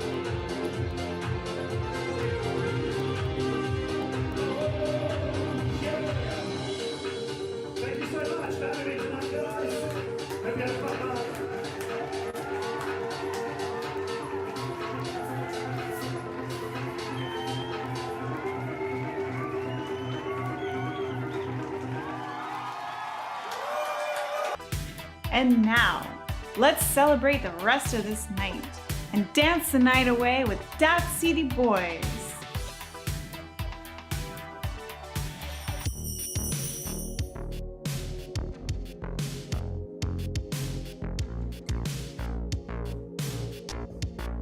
Hi, I'm Adrian from Dat City Boys. Hi, I'm Ars from Dat City Boys. I'm Roger from that team.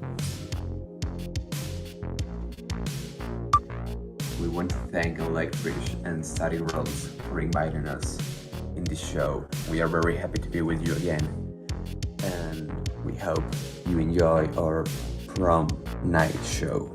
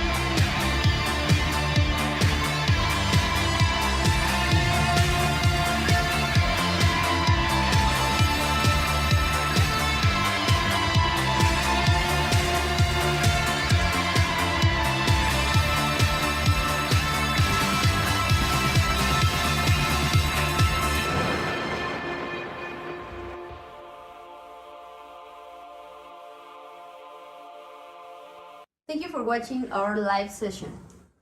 I hope that you enjoyed it, and a little reminder that we have just recorded our video for first single, The Light. We will leave you for a little teaser at the end of the video. Don't forget to subscribe in social media.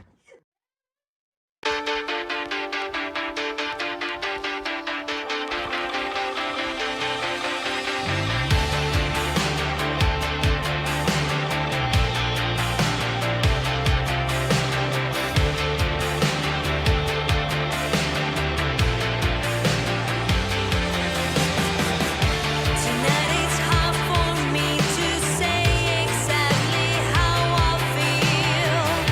I know you're always there behind the door within my fears. I close my eyes to the moonlight.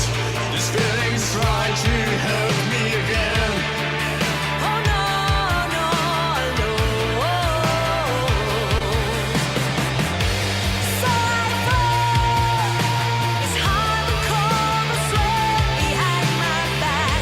The wings of freedom broke. So I start to this fight. My wings of freedom broke. You know you make me feel so sick, but still you made me who I am. And now I know the strength inside my heart. I would never be broken. I would never be. So I fall. It's hard and cold, the sweat behind my back. The wings of freedom broke, so I start to go. And I fall. The nightmares in my dreams became alive. The wings of freedom broke, so I start to this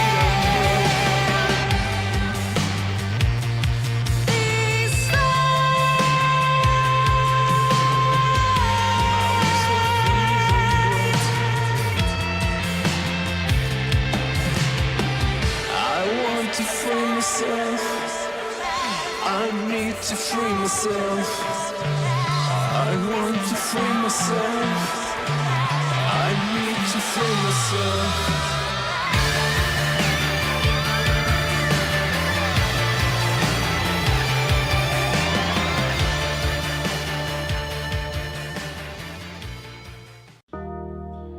It is that time, everybody, for the special prom queen of Synthtown. And it is Electric! Wow! Oh my gosh, thank you so much. I can't believe this. It's always been my dream to be prom queen, even though I never went to prom. Thanks for watching our Static Realms prom tonight. Don't forget to submit your music videos to staticrealms@outlook.com to be in a future show. And stay tuned because up next is Static Desires, the darker hour, with myself and Zarina. Don't let it slip through your hands. You think your mind is playing tricks again. I promise everything will work out in the end.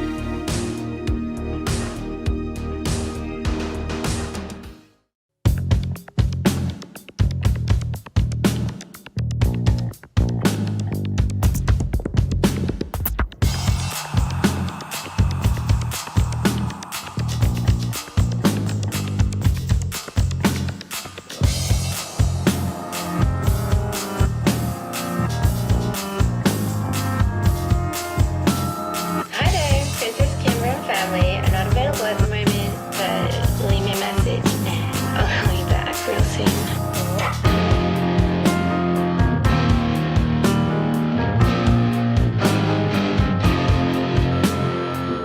Hello 75 Prom Queen. Again you're not there, it's me, the Substrings. One Night Free Express.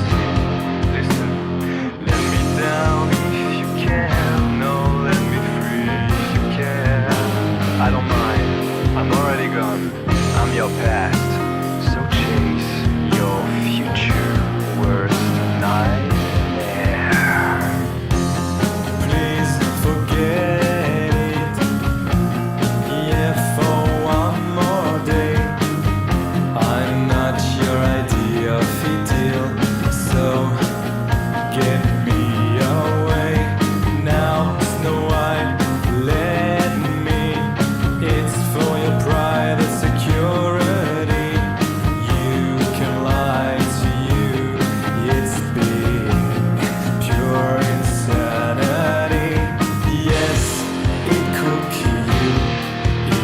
kill me, but you can save us.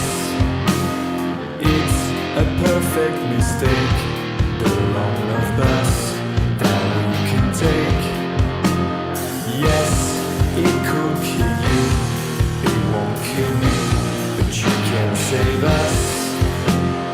It's a perfect mistake, no you can take the long love bus. Now I believe you, it's for your heart's security. You can lie to you, it will become perversity.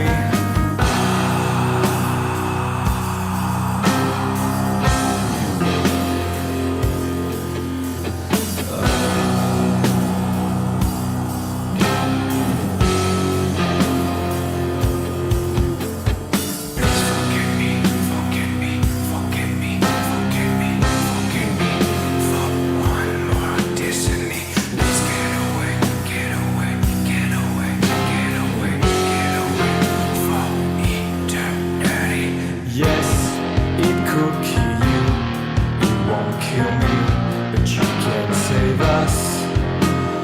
It's a perfect love fake, the wrong love bus. Now we'll never take.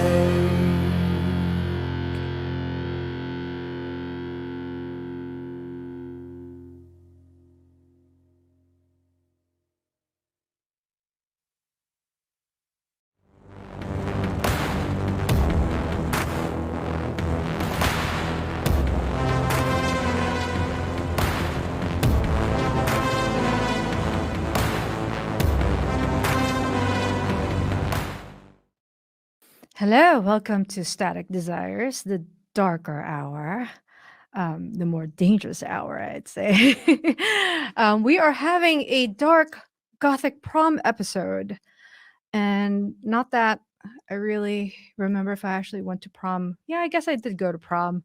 I don't know if I actually had a great time, but that's okay. Well, for now, we are going to start off with our friends in Rome, Italy, Le Lolong Adieu. They're coming in to say hi. Hello everybody, this is Le Longadier from Rome, Italy. We are Federica Lee and Frank Morelli, and this is our song 1983. It was recorded in October 2020, and the video was made at home. And this is the story of Pierrot and the Moon transposed in the 80s. Enjoy! Bye-bye!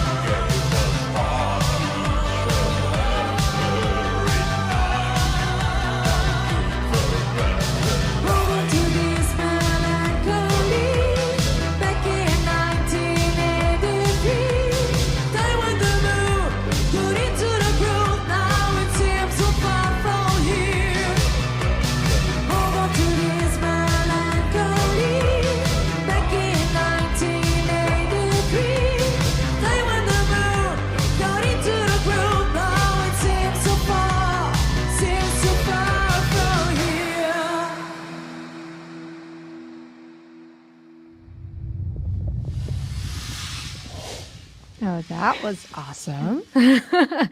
Well, guys, I'd like to introduce you to my dearest label mate, Agnes from Poland, who's also a dark electro pop artist. Agnes, say hi. Hello, everyone. Here I am. So, Agnes, did they have prom in Poland? Actually, I think proms are a party, a ball after the exams, isn't it? It's after the exams, like right It's after before the you go to exams. university. So Yeah, in Poland, we have something a bit different, but maybe we have like two balls. One is one is before the exams, and it's called studniówka. That literally means the 100 days before the exams. So we celebrate 100 days before the exams, and we have a party. And then we have like a graduation ball, and I think that's two proms. So Did you that's go? nice. Did you Have go two to proms. your own to your proms? Of course, I did. I went on both proms, the studniówka, that means the before prom, and the graduation prom. But I have to admit that after watching all the American versions of proms and seeing all the beautiful places and the themes of the ball and stuff, I must admit that my balls, sorry for my accent. No, your accent My is proms, awesome. my proms were one word: lame. It was like someone with no imagination I don't even organized it. remember my So own prom. Like, I think mine was really lame because it's how much I don't really recall a lot of. Yeah, I don't really recall if you any. don't remember it, I think it wasn't great. So mine wasn't great either. And I wanted to say that if I could have another prom, I would love it to be in a dark alternative style where everyone would wear like goths. That would be awesome. Well, you guys have those like awesome Gothic castles out in Poland. That's that. I would redo my own prom and go to like something like that. It's a more Yeah. Victorian Gothic theme. Yeah, and make it really epic. We could, but no one could afford it, and no one had the idea of doing it. It was just lame, Well, we're just like gonna have to make up for that, and we're gonna have to play. You're gonna have to have a show, one of Yeah. those Gothic proms in Poland. Yeah, I would there's love it. a festival in Poland called Castle Party. Where it's a big Gothic festival, but it's done at an actual a famous castle, and festival. yeah, I've seen photographs, and those are really cool. Yeah, So I if you played and I are on gonna it do prom twice, again, it's gonna be at Castle Party in Wrocław in Poland. Whoa, yeah, that's an amazing idea. Let's do it. That's a Yeah, great why idea. not? You should do it, and we should bring everyone else in Dark Tunes, like have Omnimar, Oh my Maria.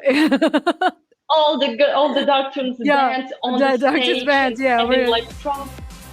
Yeah, let's do it. Let's do it. That would be awesome. It'll be all romantic and beautiful and gothic. Speaking of romance, I'd like to introduce this next video by this wonderful artist from LA named Whitney Tai, who is actually one of my favorite voices in the scene because she sounds really expensive, like you guys will see. And we are showing her music video called Incantation.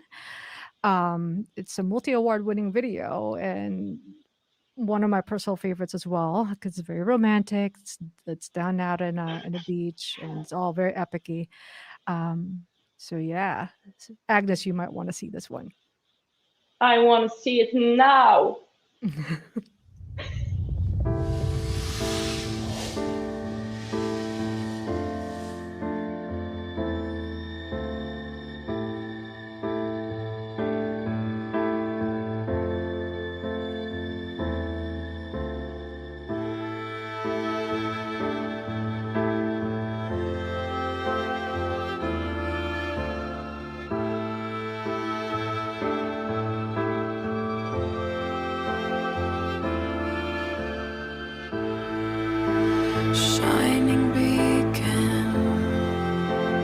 guiding light, come to warn me through the night. Stay below me, hide your fear, taking shelter. All is clear, faced with myself again and again, wasting myself again and again, taking myself again and again, faced with myself again and again.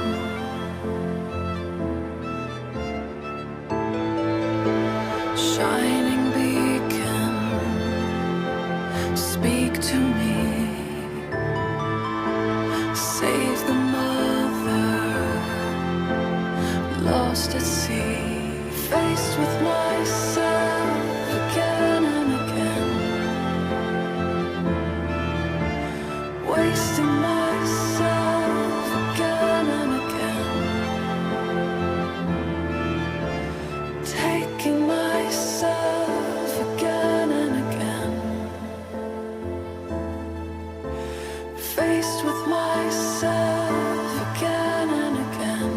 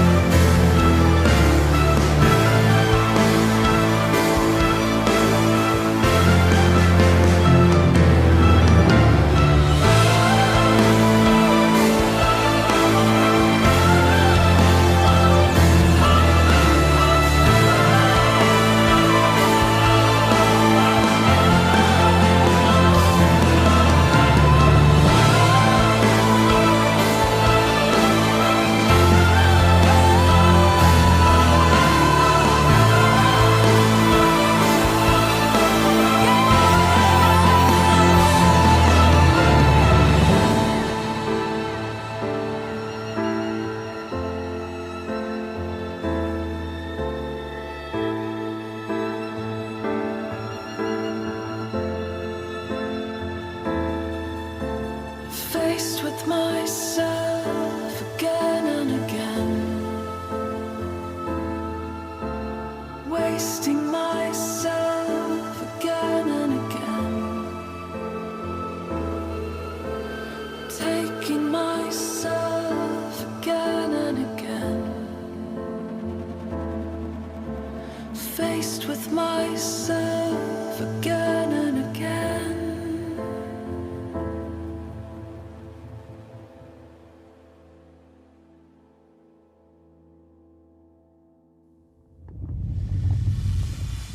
That was really awesome. And that was so beautiful and so Oh. epic.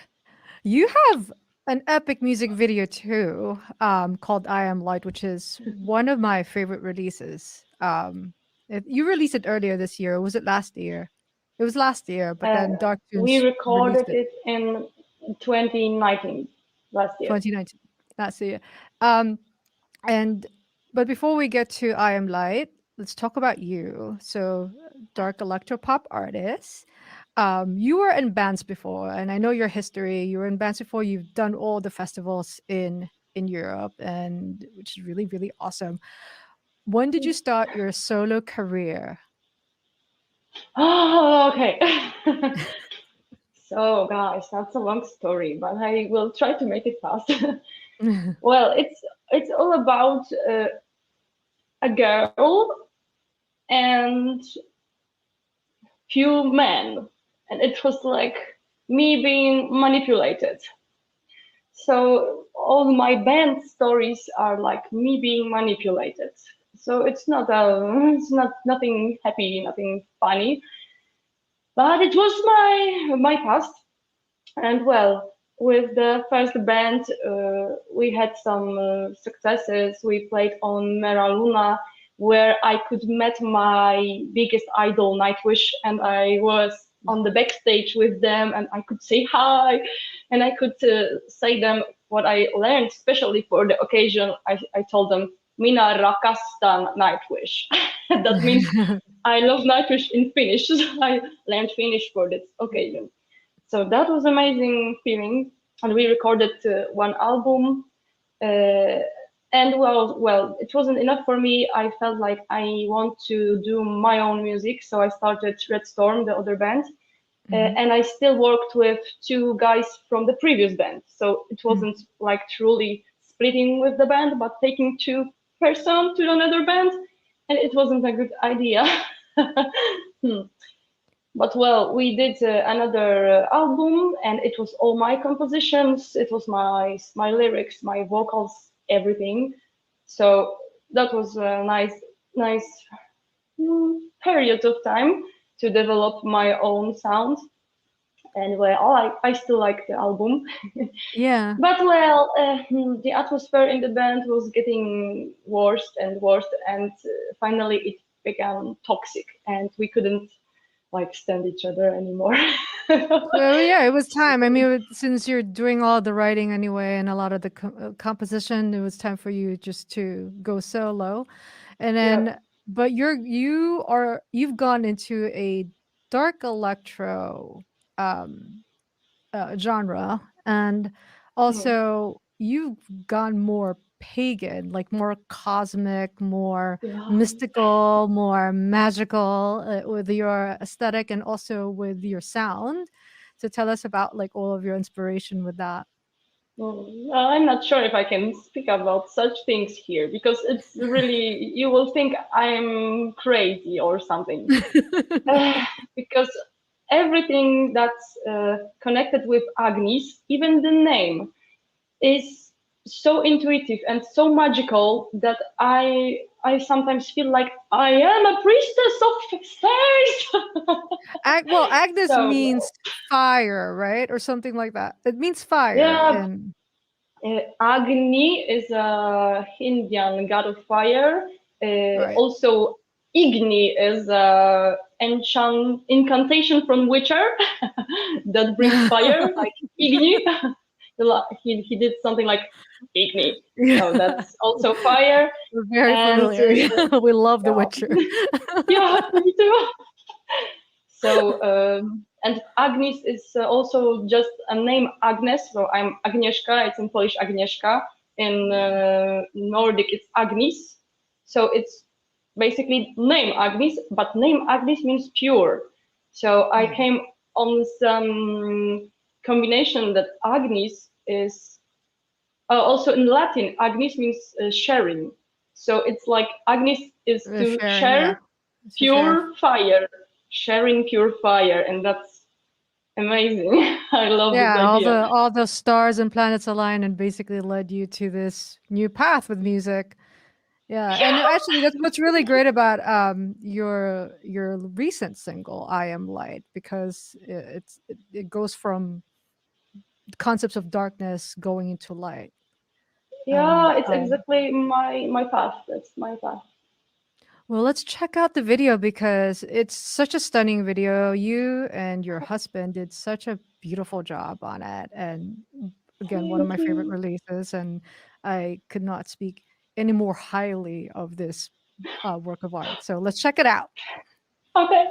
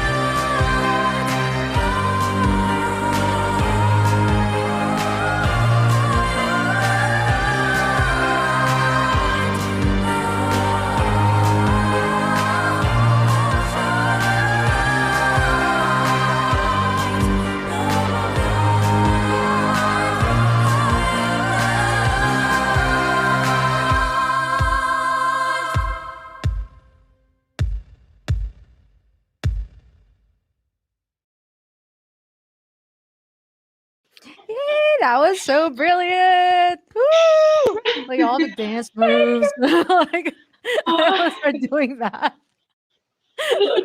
It's so cool. Yeah, I'm good in robot dancing. That's my thing.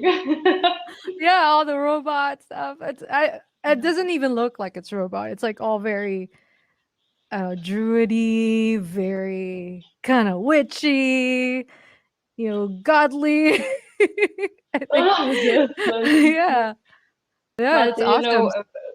What's a bit creepy about it? It's that I had just like intuitive guidance from I don't know space again, and I haven't done any like choreography before. I just wanted to be like to wear the white costume and just to feel the song and to dance in the forest and Well, we on the beach definitely and in the water.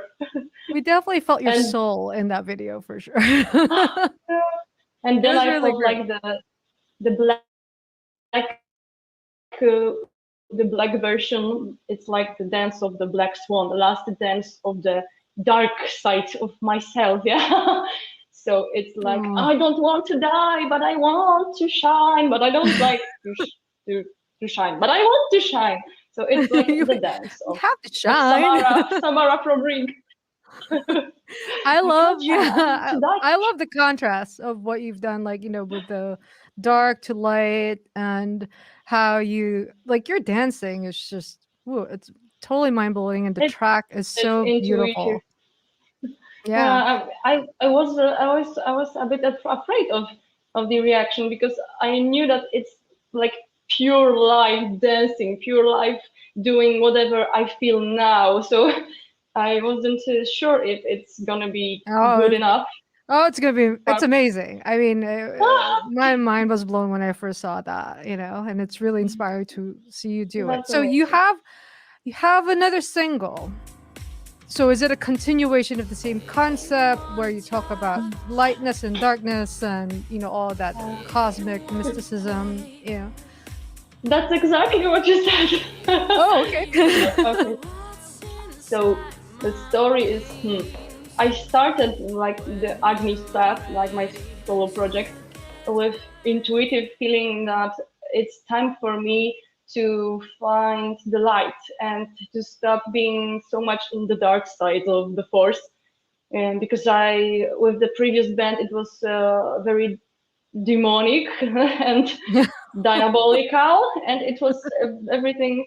And also the climate in the bands and what happened in the bands was diabolical, and everything was, I think it was evil.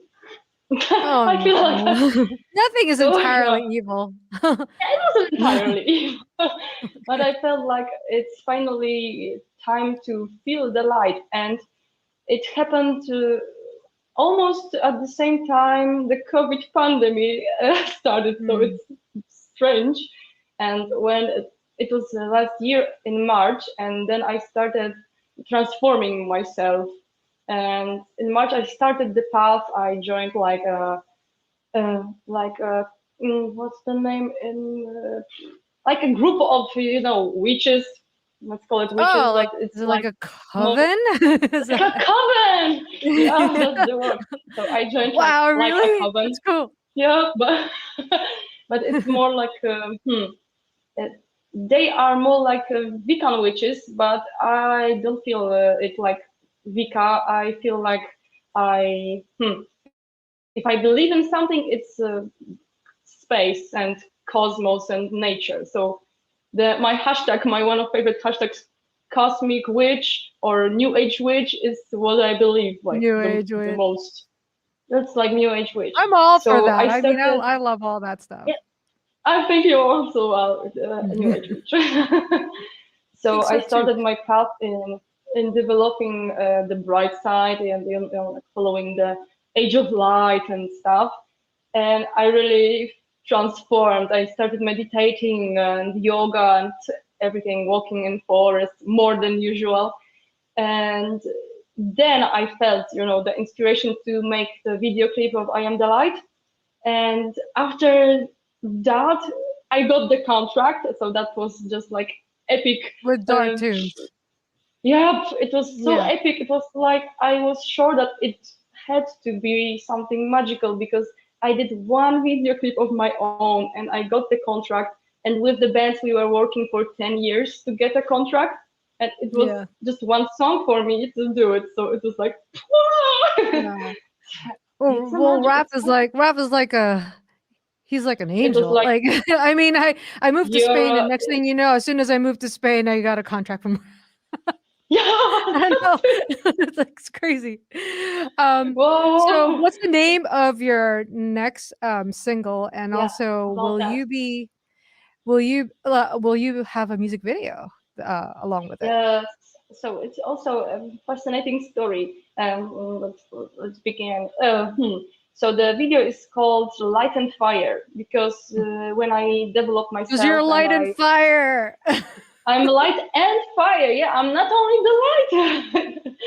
Yeah, that's the path of my development that I finally dealt with the dark side, and it occurred that inside me there's only the fire, and there's the fire that can bring light and happiness, and it's ethereal and soft and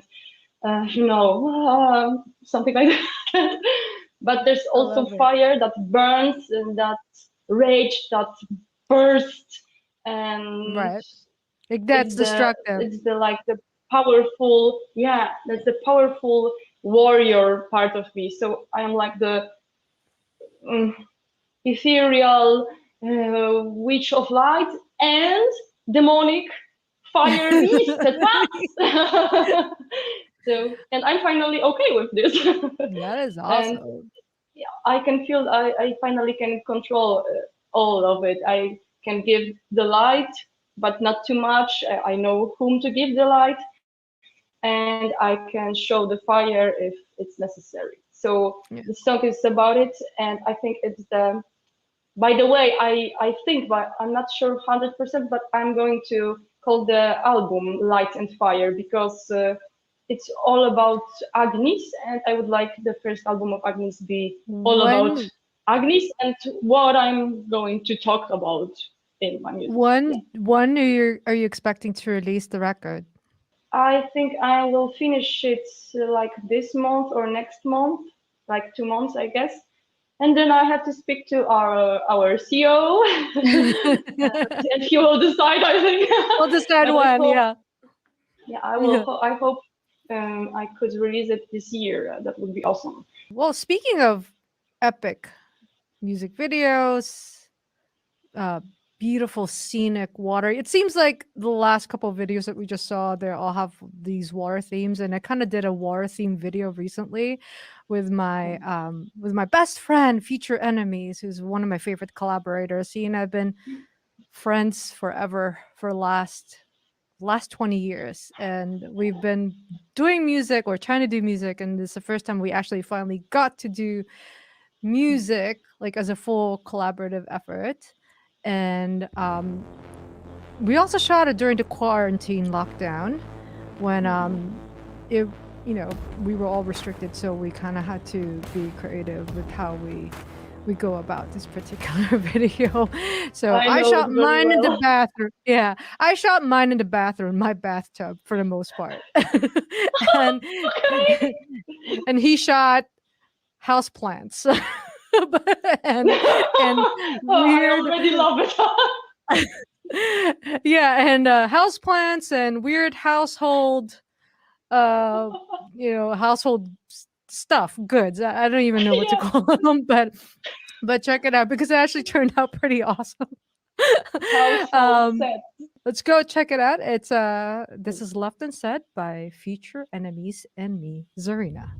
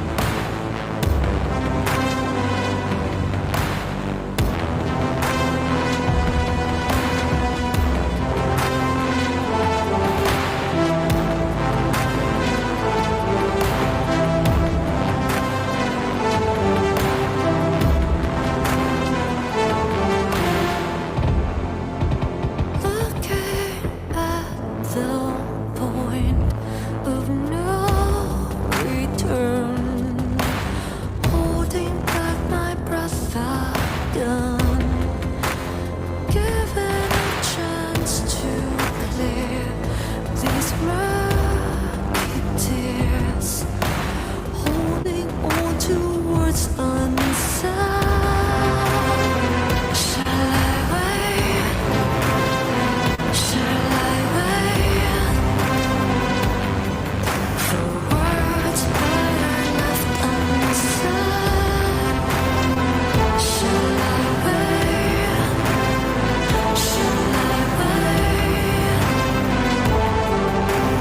Holding on until the end, looking at the world kaleidoscope, tackling on a nuisance, walking down the road in different turns, hoping for another chance. Shall I wait? Shall I wait for words that are left unsaid? Shall I wait? Shall I wait? Holding on until the end.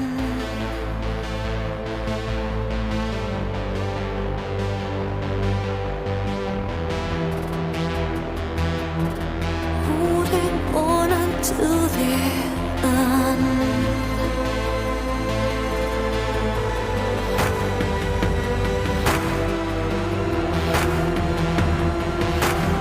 Holding on until the end.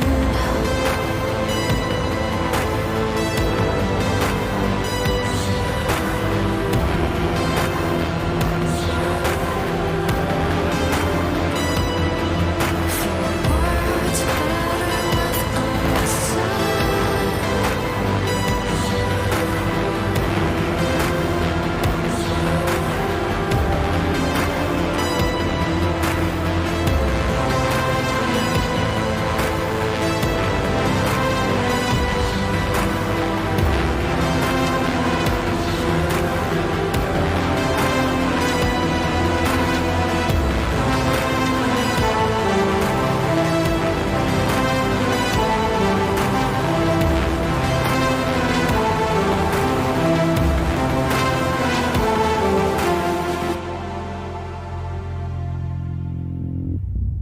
Wow. Maybe I can comment this now. Oh God, that's my favorite video clip of yours. I was Oh, like, whoa, that's this video clip. Oh my God, I love it. Thank you. The And household well, plants look great, right? And the bathtub. it looks amazing. When I first saw the video clip, I was like, wow, what a futuristic visualizations. Wow, what is it? What a high technique animations. Oh my God, wow, that's amazing. Plants. So, well, I'm Oh, amazed by the video and the first sound of the song that just makes it like burst. It's like, yeah, whoa, and we you really feel, love those low ends. Yeah, we love our low ends for sure.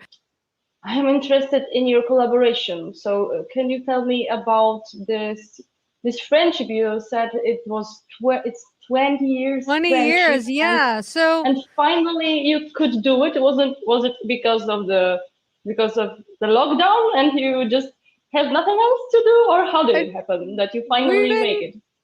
so I mean, going way back, 20 years ago, I was in a rock band.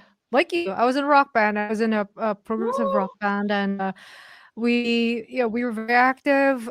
Yeah, around 20 years ago in New York, and we were working on a record, and we actually got my friend Joe Paratori, who is now known as Future Enemies, to be the producer. And so ever since then, we've had this friendship. We produced a record together. We never really released it to the world. We end up well, the band ended up breaking up and going on their separate ways. So we had the record shelved. And but throughout our friendship, we've been wanting to do something together, like write songs or produce some tracks together. And we started dabbling on that. But then when I came up with Zarina, 2018. Yeah, it's about 3 years ago. Um, I had all my songs written, and so I asked him to lead the production on one of my marquee tracks, and it's called Silence and Surrender Neon. And actually, the original two, Silence and Surrender, so he led the production on that track, and it actually became my most popular song. It's the one that got picked up by editorials and curators, and so we've always wanted to keep going, but he's busy because he's in real estate in New York. That's what he does. He does real estate in New York, which is a great job, by the way, and I'm really proud of him for doing that. But so eventually, several months passed. He wanted to work on a track or get back to music again, and so he asked me to work on Left and Said together. And Left So and you are Said, the first musician he think about. So that means well, a only close because we've been friends for friendship. so long and we've been really good friends. And then Left and Said is about the closure of a chapter and opening a new one. So it's that little sliver That of was time of too turning the hard page. word for me. The first one. What? So it's about transitioning into from one place Transition. to Yeah, in another. other words. And then how there are certain things that will never get said and certain things that will never get done. And I wrote this track and did it with him right before I left New York for Spain. So it was kind of like my goodbye track for New York and all the wonderful things that I've had in there. And then we did the music video basically in that fashion where it's it's a little somber, it's a sad song, because I'm saying goodbye to New York and then moving to Spain. So that's how Now I so will watch it that's the and be story. sad. Yeah, I do I like making sad songs. I don't know why. I'm like some people are Yeah, really good because at like making you're happy in pop dark songs. pop genre. Yeah, that's dark pop. You have to be Yeah, I sad guess sometimes. It's dark. and then it's some people are really amazing at making happy poppy songs. Like I never developed That's that. I not guess for I've always us. just been I've always been like a little bit more moody and more Romantic, thought provoking, sensitive. Yeah. sensitive, and then so yeah, Witchy. Witches are not too I happy. the new record that I'm working on has pagan witchy elements, cosmic elements, and it's very different from the I first can't record that wait I for did. it. The shootings It's gonna behind be the fun. stage are amazing. Wow. Your Well, since you're very, costumes and your headband, like the samurai again. Wow. by the You're way, a beautiful couple. you and your husband are also Geminis, right? You guys are both Yes! Geminis. Like same And you are with me, both. and yeah, both Geminis too. And then we all work together. Yeah, that's how it's done. That's the formula. That's how it's done. Yeah. You're right. That's the I formula. can't wait You to need to have meet two you. Geminis. Yeah, I can't wait to meet you finally, so we could call up like 4 Geminis. Wow. Yeah, we have 4 superpower. That's actually That would 8 be people in the amazing. room because for each Gemini there's 2 people. Yeah, it's good to be Gemini on quarantine because you have you and yourselves. Yeah, It's for always sure. fun. I'm not alone. Gemini power for sure. Yeah. So we're wrapping up, and I am about to pass this off to Electrish. But before I do that, I just want to say thank you so much, Agnes, for joining us tonight because this has been awesome, and you're awesome. Thank and you, I love you. Sarina. And I can't wait to make some music with you because you inspire me. Woo! We're gonna With go your on futuristic tour. sound.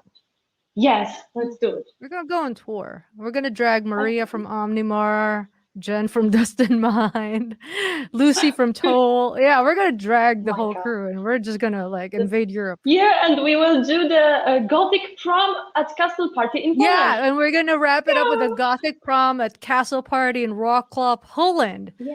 Which is actually Yes, so really everyone, epic you have location. to write to the Castle Party organizers. I don't know how to say it. But you have to write to them. Yeah. Yeah. Organizers. And tell them that you want all the Dark Tunes bands to play at Castle Party. Yeah. We're going, and then Do it. we're gonna have Static Realms basically do an exclusive feature. Static Desires do an exclusive feature. We're gonna have to bring Eddie, Eddie and Electrish. And speaking of Electrish, take it away. Yeah, take it away. Thank you, Zarina, and thank you, Agnes. That was a great start to our Dark Prom. As you all know, earlier I was at the prom for Static Realms, and it was awesome. But this is Dark Prom. So let's watch a music video now from Ludovico Technique and his song, Embrace. Ludovico Technique.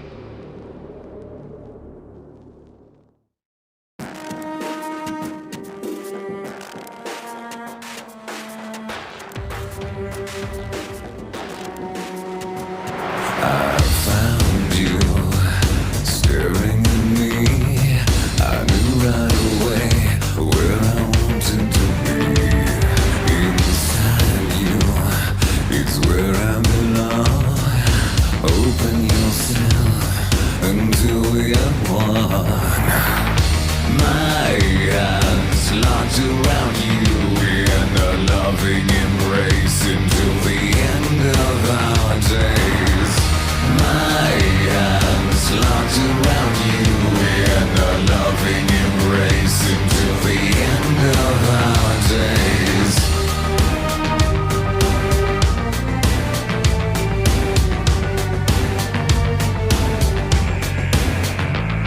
I sense you, follow my lead, aching to fill the deepest of needs. Within you, desires reveal, spreading yourself to welcome the feel of my hands locked around you in a loving embrace until the end of our days. My hands locked around you in a loving embrace until the end of our days.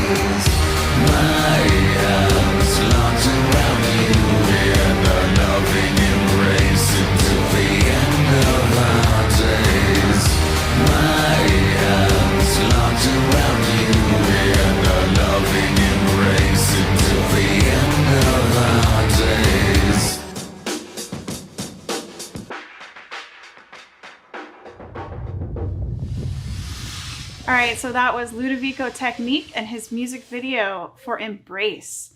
Very vampiric and wonderful. So now I'm going to bring in a very special guest for you all. She is from Calgary, Canada, and her name is Ava X. Hey. Trish, how are you? Great, how are you? Welcome to the show. Thanks for being on. Thank you guys so much for having me. We're always excited to have her on this show. She's awesome. So I understand that you are, a fan of the darker side of music yourself, and you make a lot of music yourself. So tell me what you've been up to. Always a fan of the dark side. I've been busy. Today is my day off from shooting my most recent music video. The last 2 nights have been straight shooting, working on a full-length album that's well in progress. I'll be playing a little clip from it in a few minutes here. Awesome. My husband, Eric from Adoration Destroyed, and I are working on a split release as well. Actually, a couple split releases. We're working on a split EP coming out at some point. And we also just finished a Lady Gaga cover for a good friend of ours that'll be getting released soon as well. That's awesome. That's awesome. Am I allowed to ask what track it is? What Lady Gaga track? Am I not allowed to ask? It's okay if not. No, I've actually had the world's. I've actually had the world's longest week, and I don't remember right now. Oh, it's okay. No worries. Oh, my producer is yelling from the side that it was Bad Romance. Oh, I love that one. Yes. Me too. I don't know how I forgot that. That's really I'm very excited about that. All right. So speaking of your new material that you've been working on, is there any chance that we can hear a clip that you've been putting together so far? You can hear a little clip. I've been working away with a couple of my producer friends, and here's a little intro. Awesome.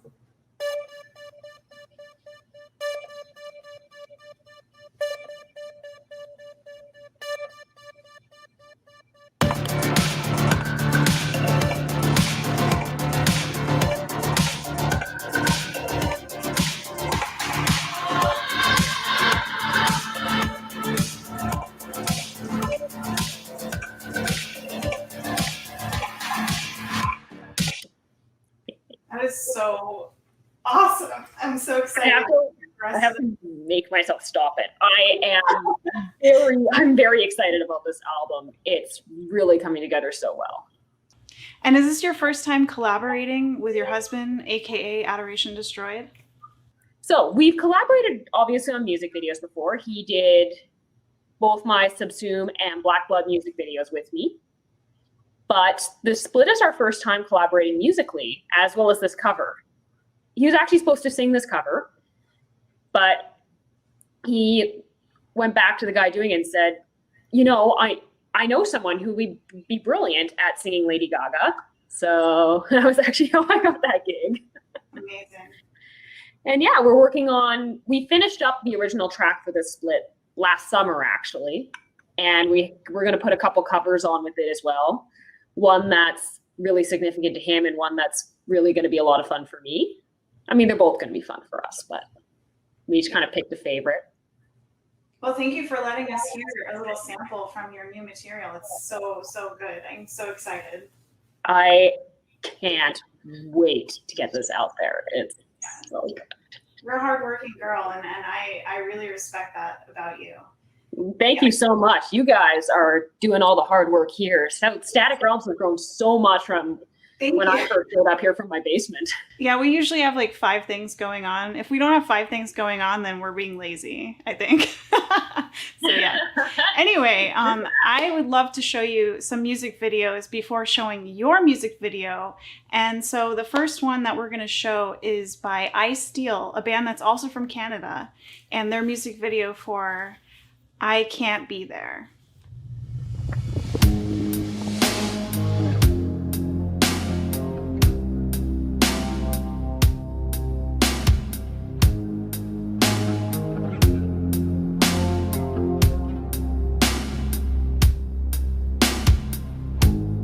If I'm nervous, it's your fault. All these drugs make me feel tired.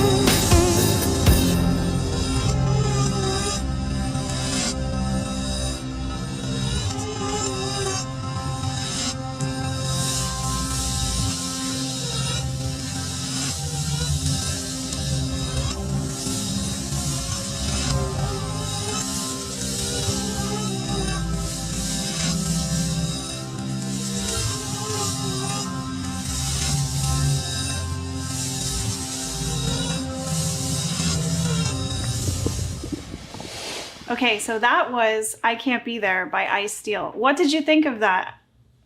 I loved that. That ending sound design, that's like totally got the creepy aspects that I aspire to. Yeah, I love that part of that's my favorite part is the ending, that fade out with the creepy effect. I love that. Yeah. Yes, and they're also from Canada, your hometown, which is awesome. My home country. Yes, yes. But I understand that you're now in Texas, in Austin, correct? I am for another week. Are you liking it there, or you haven't really been out much? Not out as much as I'd like. Obviously, with COVID, we can't really like go out and enjoy Austin music as much. Right. But it's warm. That part, it's warm. We have a lot of friends here, and it is really great. That's good. So since tonight is our Dark Prom episode, I am curious. I know that you don't have prom really where you're from, but do you have any stories about a school dance or anything from the past that happened similar to prom? Yeah, we have a high school graduation dance. It is kind of prom. It's like a lower key prom, very much, that we don't call prom. That's a Canadian thing. We'll have like a lower key version of the American thing. It's like the CFL. Oh. So yeah, I did in fact go to my high school prom. My then boyfriend drove me. My dad had this super old convertible that I convinced him to let my boyfriend at the time drive to high school grad. They actually had to come in a separate car with jumper cables because the convertible was so old. That's funny. Yeah. Well, I unfortunately never went to prom, although it might be fortunate at this point because I've heard nothing but like horror stories from people about their prom experience. So yeah, that's fine. Yeah, mine was low key. We went, we came back. I think we watched Spaceballs afterwards. Oh, that's fun. That's fun. It was fun. That's good.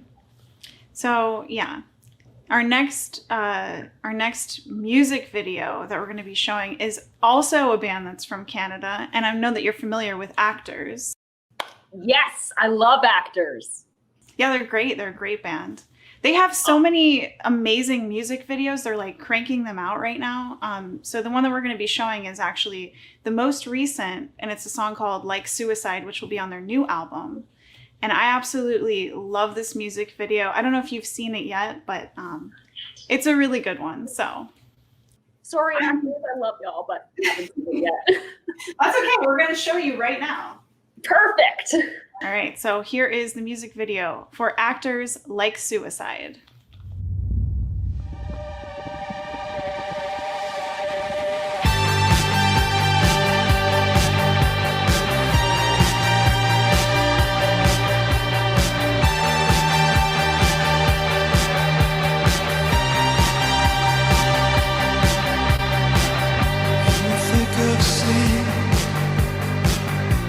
Savage rain, heroic doses, hunger for the pain, feel it closing in, just like always, voices calling, just like always. Whoa!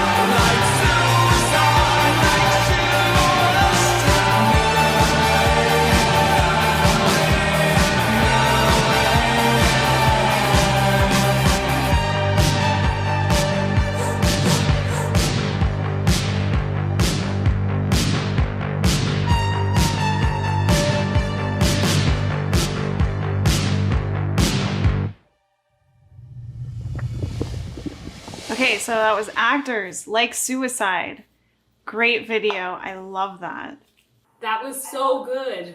I love the coven, the three witches, you know, the coven, the walking out on the beach. I love that. That's so cool. Yes, no, I love how they got the light and the overlay set up and that. It's just really, it's just great. Okay, so without further ado, we're going to be talking more about what you've been working on. I know we got a little tidbit of the newest music, but I would love to know what else you have planned. Is there anything that you can tell us about your music videos that you've been working on? Oh man. So there's one we're working on right now and one in the pipe, and they're bigger and way more ambitious than what we did for the EP. That's good. Like the shoot we did last night was the most complex thing I've ever had to put together. A bunch of props, actors, an actual actor. Wow. Nice. And how many hours would you say that you've racked up working on these videos lately? Like, I know you've been committed to them. Including pre-pro and that, like 20 hours already on the video. Wow. And probably closer to 30 because we did probably a solid 8 hours of prep and shooting last night. Another like 3 or so last night and the night. Anyway, yeah, we've got 6 hours on Sunday to finish her off, and then obviously all the pre-pro and that, and the actual scripting and trying to sort. We went through a couple different iterations because, you know, I had an even bigger ambitious plan and that ended up being too big. So just working on the scaling and that. Yeah. But the DIY shots we got last night are so amazing. That's awesome. I can't wait to see. But yes, it's huge. And for the second one, I'm going to have to be cagey on this because we're still really working on details. Right. But it looks like I am going to be able to enlist one of my good friends from when I used to model and do burlesque in that. She's an incredible performer and visual artist. And that is going to be fantastic. It sounds amazing. And you're so creative. I can't wait to see every single thing that you do in the future. I'm so excited. I think the big difference for me between the EP and the album is the album very much has a bit of a team behind it. Like I'm writing it, I'm doing a lot of the production, I'm running things, but there is a great team of co-producers on the album. My friends Shane Stevenson and Adam Mott, Listening Party, they've been a little in the background of Electro Woman, but they're back and bringing a lot more to the table. They're great, and Eric is in on the videos from day one. He's been part of helping realize all this, and the final product is just really strong for having the whole team in it. It's been really great. That's great. That's really good. So how many new tracks and videos can we expect to see in the next, let's say, year? At least 8 new Eva X tracks. Wow. A couple of remixes that are going into the works. I've lined up some pretty cool remixers. So that's going to be really awesome, as well as I'm continuing to do remixes for other people as well. I'm working on the split with Eric. I'm working on that couple Lady Gaga covers and things I did last year that are coming out now because of the pandemic. I actually recently had a feature come out with the guys in Chemical Straitjacket, who's like an industrial metal thing. Awesome. So yeah, it's going to be great. And I'm not sure how many videos yet. I'd like to do a couple.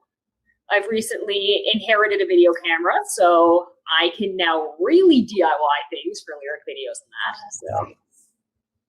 Speaking of your music videos, I know that the Black Blood music video is your most recent.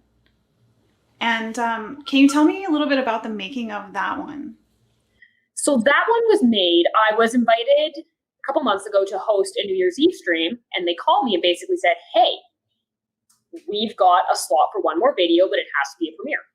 And Eric was coming into town, so I basically asked him really, really nicely if I did the simplest concept I could, would he be willing to put that together for me? And he said yes. So he got in, and a couple mornings after he landed in Canada, we found a wall. We found the most interesting wall in my parents' basement where we were quarantining, moved some furniture around, shot a video against it. I love it. That's wonderful. Yeah. Yeah. It was it was very limited and very challenging in some ways, because it's like the song is obviously pretty dark and grungy. So we're like, all right. We did a lot of work in post to get it running, and it was definitely a really interesting video to put together. And, you know, came out really, really cool, especially considering we had that video out and done in the time it's taken me to basically do 3/4 of the filming of this one. So that should give you an idea of the differences in scope. Yeah, really. Yeah, so we're excited to show that music video. So would you like to say anything else about the music video before we show it on? Yeah, definitely. You know, it was, the song actually also was for a benefit compilation for Klaus Larson of Leatherstrip.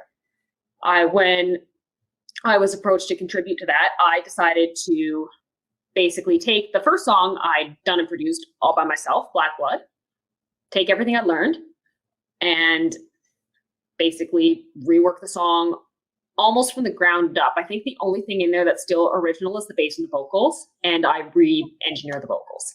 Oh, wow. So it was a really cool snapshot for me of how everything evolved from the EP to now. And now it's like the touch point for how everything is evolving and moving forward again. So I'm really proud of how that all came out, and I am really excited for what I'm bringing forward next. Me too. I can't wait. All right, so let's go ahead and show the music video for Ava X's Black Blood.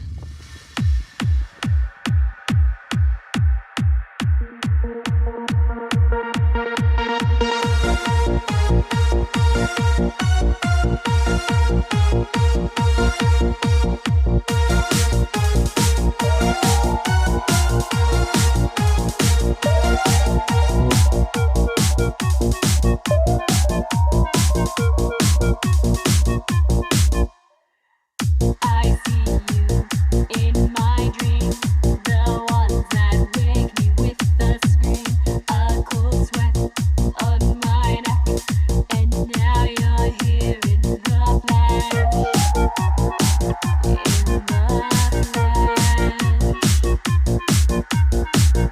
You're smiling like my friend, I feel it coil around my head, all I know, I'm alone, just me with memories like a stone.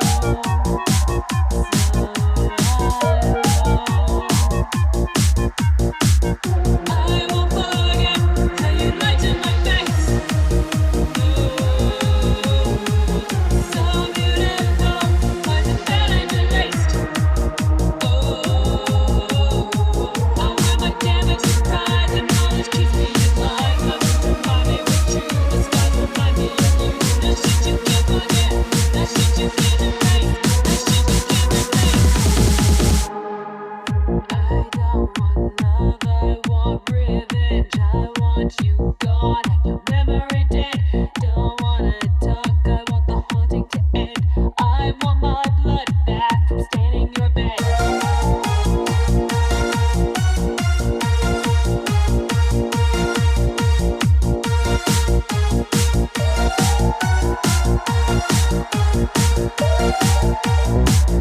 I miss my self-control.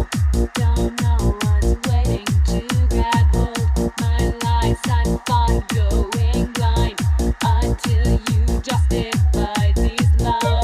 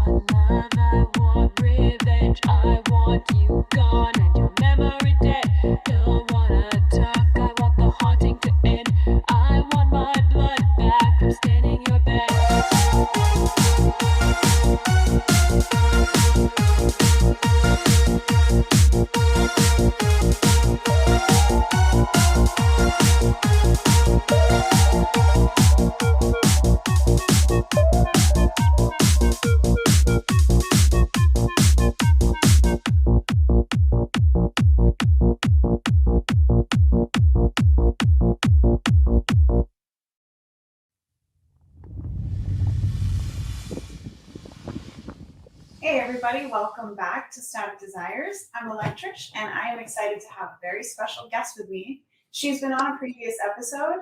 She is a fashion icon and a rock star, and her name is Caitlin, and she's from the band Corlix. Hey! Welcome back. Thanks for coming back on our show. I'm happy to be here, and you say such sweet things. Oh, darling. They are all true. They are all true. Thank you. I'm so excited to be speaking with you because I actually have with me the Alternative Girl Fashion Tales book. So before we get into that, since this is a dark prom themed episode, I'm curious, did you go to prom, or do you have any prom experience, prom likes from the prom? Yeah, I unfortunately didn't go to prom. I went to 4 different high schools. So my first high school was in Hawaii. Second high school was in Florida.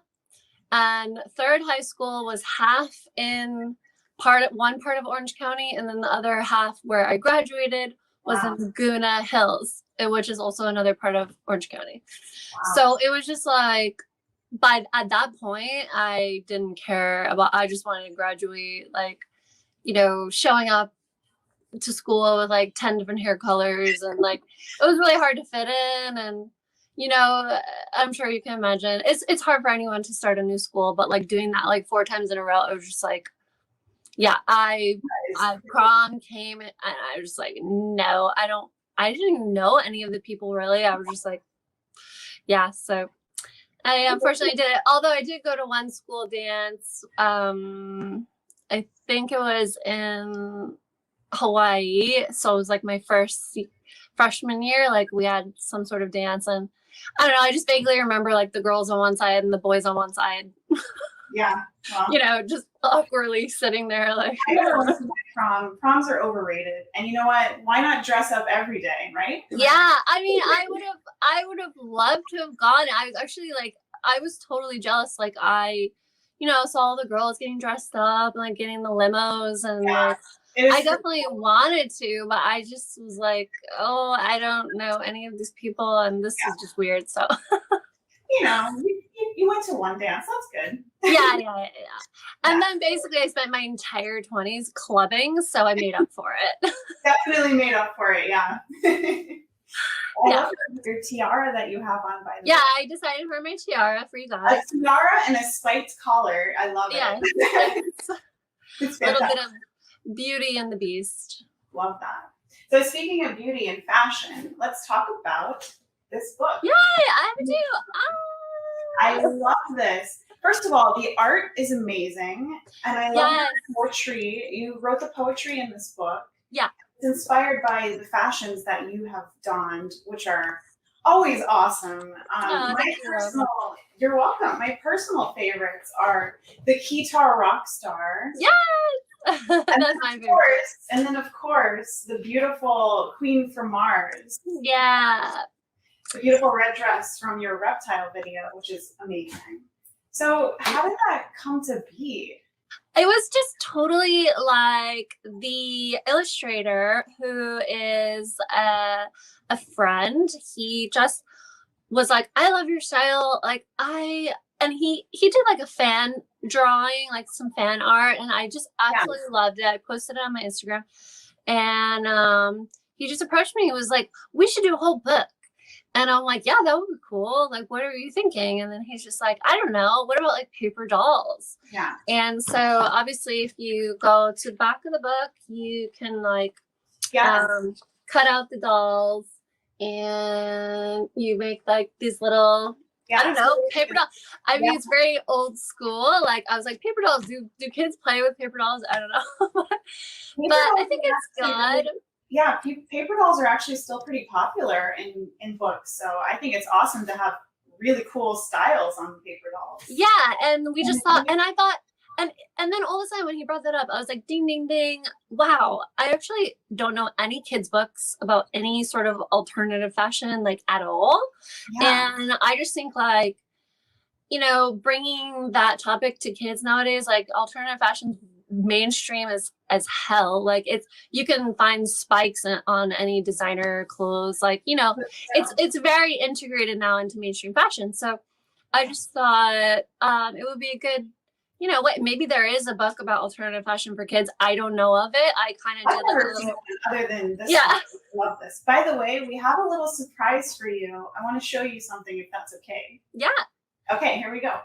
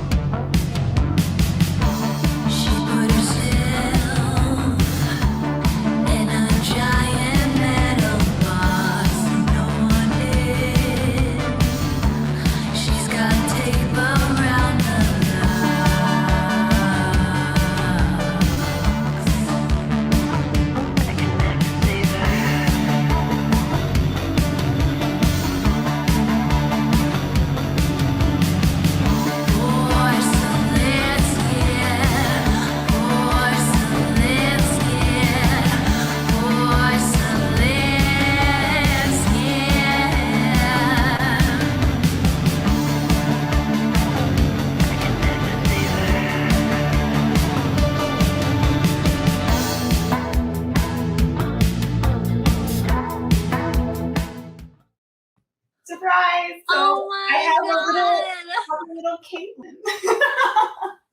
Actually, I love this so much. I would have cut the rest of them out, but it took me so long. I forgot how it takes to cut in the little lines. You know? The little crevices, yeah.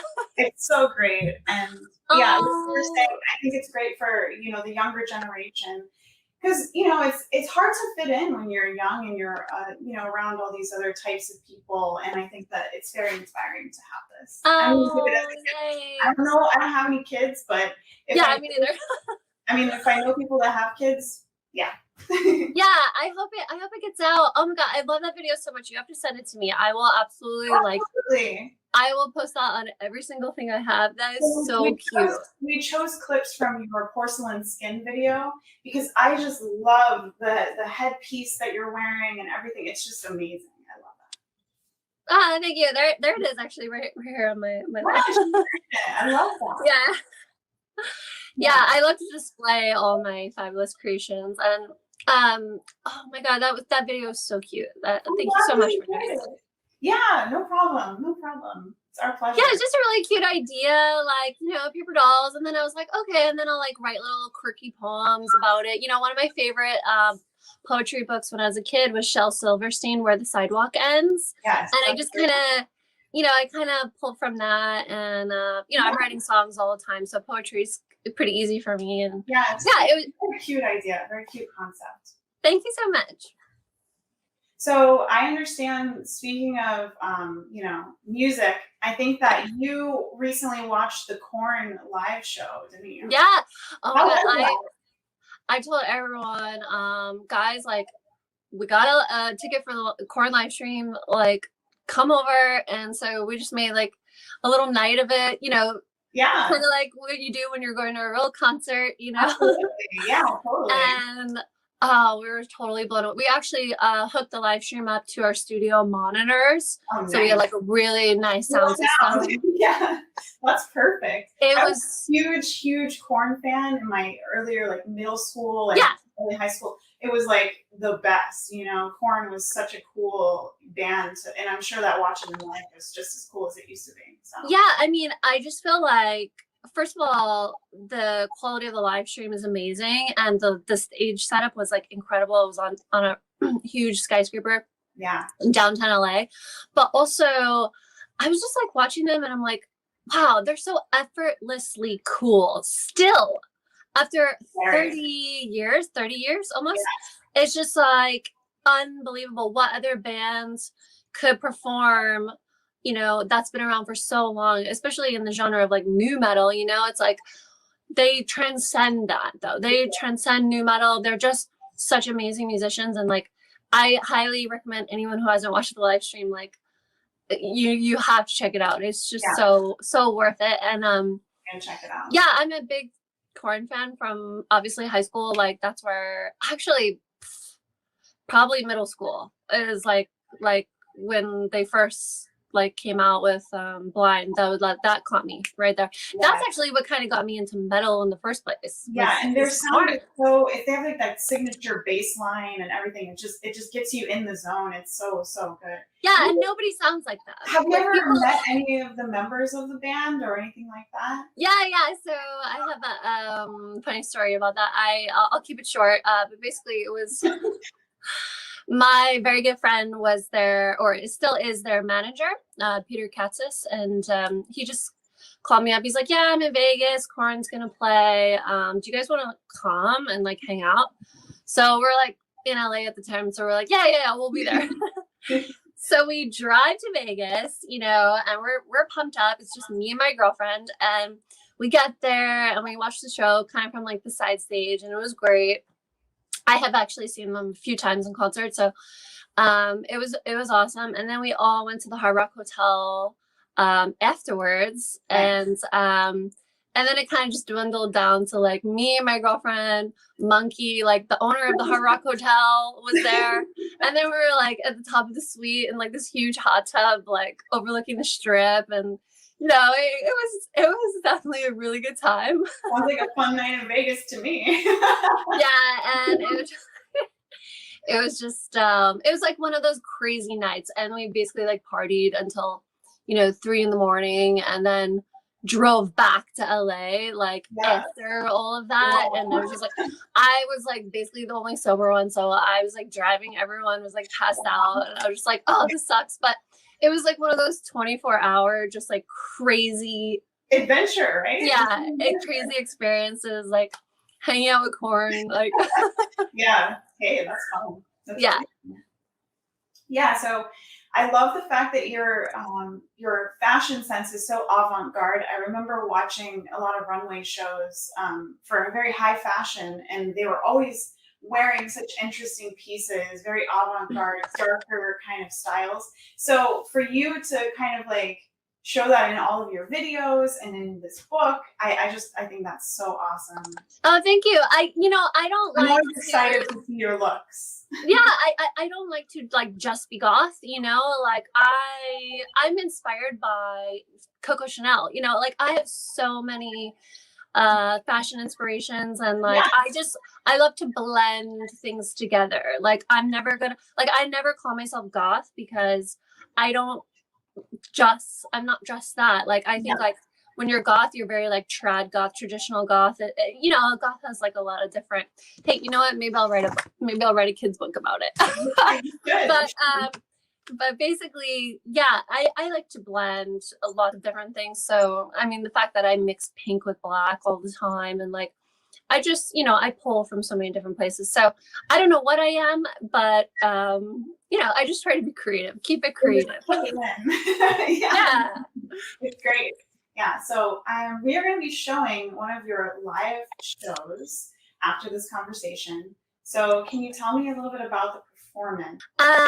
So we did a live stream from it was just like a local here in Brighton, a little studio where you can rehearse, and then they also have like a nice stage room. So we just rented that out, and I got a really awesome guitarist to join us.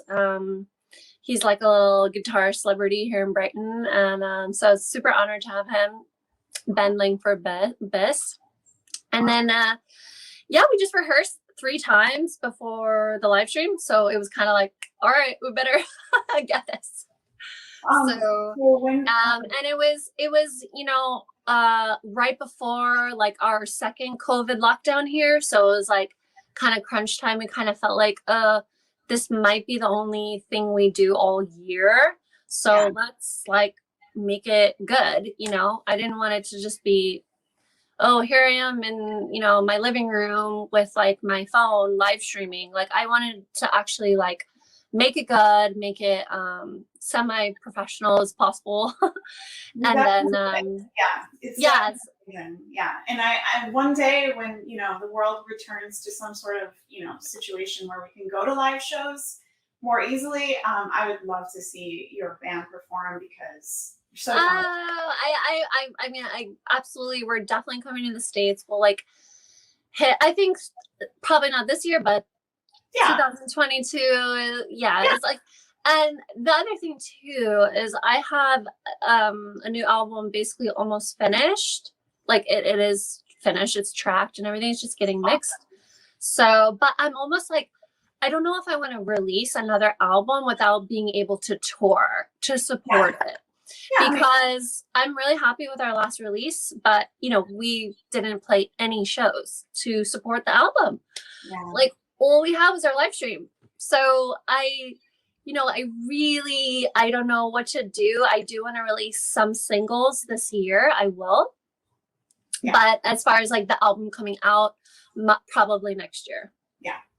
Well, I hope that, you're able to do everything that you want to do with your new album, because I'm sure it's going to be amazing. And I can't wait to hear it. Thanks. Yeah, it's like a combination of basically everything I've ever done. Awesome. In one record. So I don't know if you've ever listened to like our very first stuff. It was dark pop. Yeah. And then the second album was kind of more industrial. Third album was more post-punk. So this is just like a blend of everything. Yeah. I love that. Can't wait. Yeah, cool. So thank you so much for speaking with me today and talking about your awesome book and talking about your show that we're about to show. I am so honored to have spoken with you. I really enjoyed your interview with Zarina on the last episode as well. Oh, we had a great time. Yeah, absolutely. I mean, I love just, it's not like we can meet so many people nowadays, especially this whole last year. I'm used to just like, I'm very social. Like I like to go out and meet people, and it's just like, it's nice to be able to connect on some way. I agree. Yeah. All right. Well, thank you so much. We will see you soon. All right, darling. Thank you for playing my live stream. Absolutely.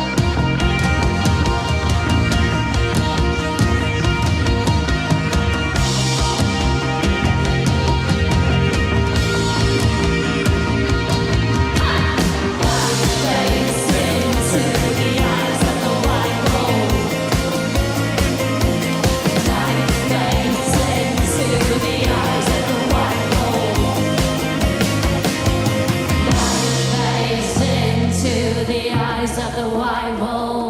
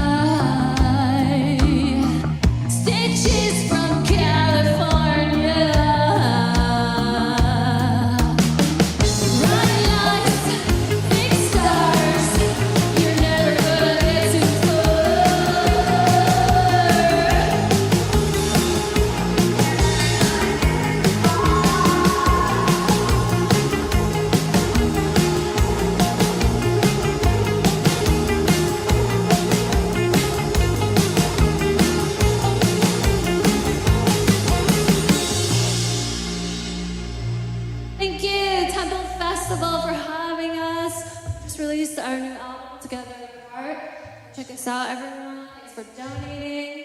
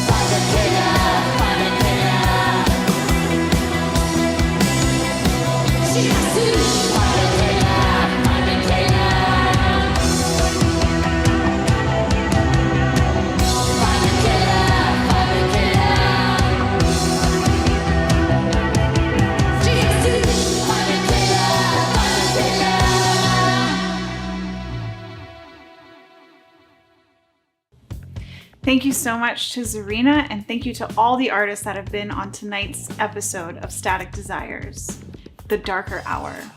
If you have a music video that you'd like to see on our show, submit it to staticrealms@outlook.com, and together we can listen to the darker side.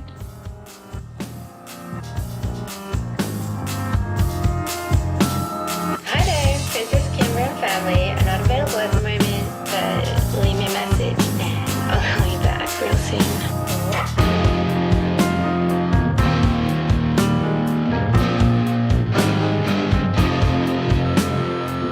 Hello 75 Prom Crew. Again you're not there, it's me, the substrings. One night streams press me. Listen, let me down if you can. No, let me free if you can. I don't mind, I'm already gone. I'm your past, so chase your future worst nightmare.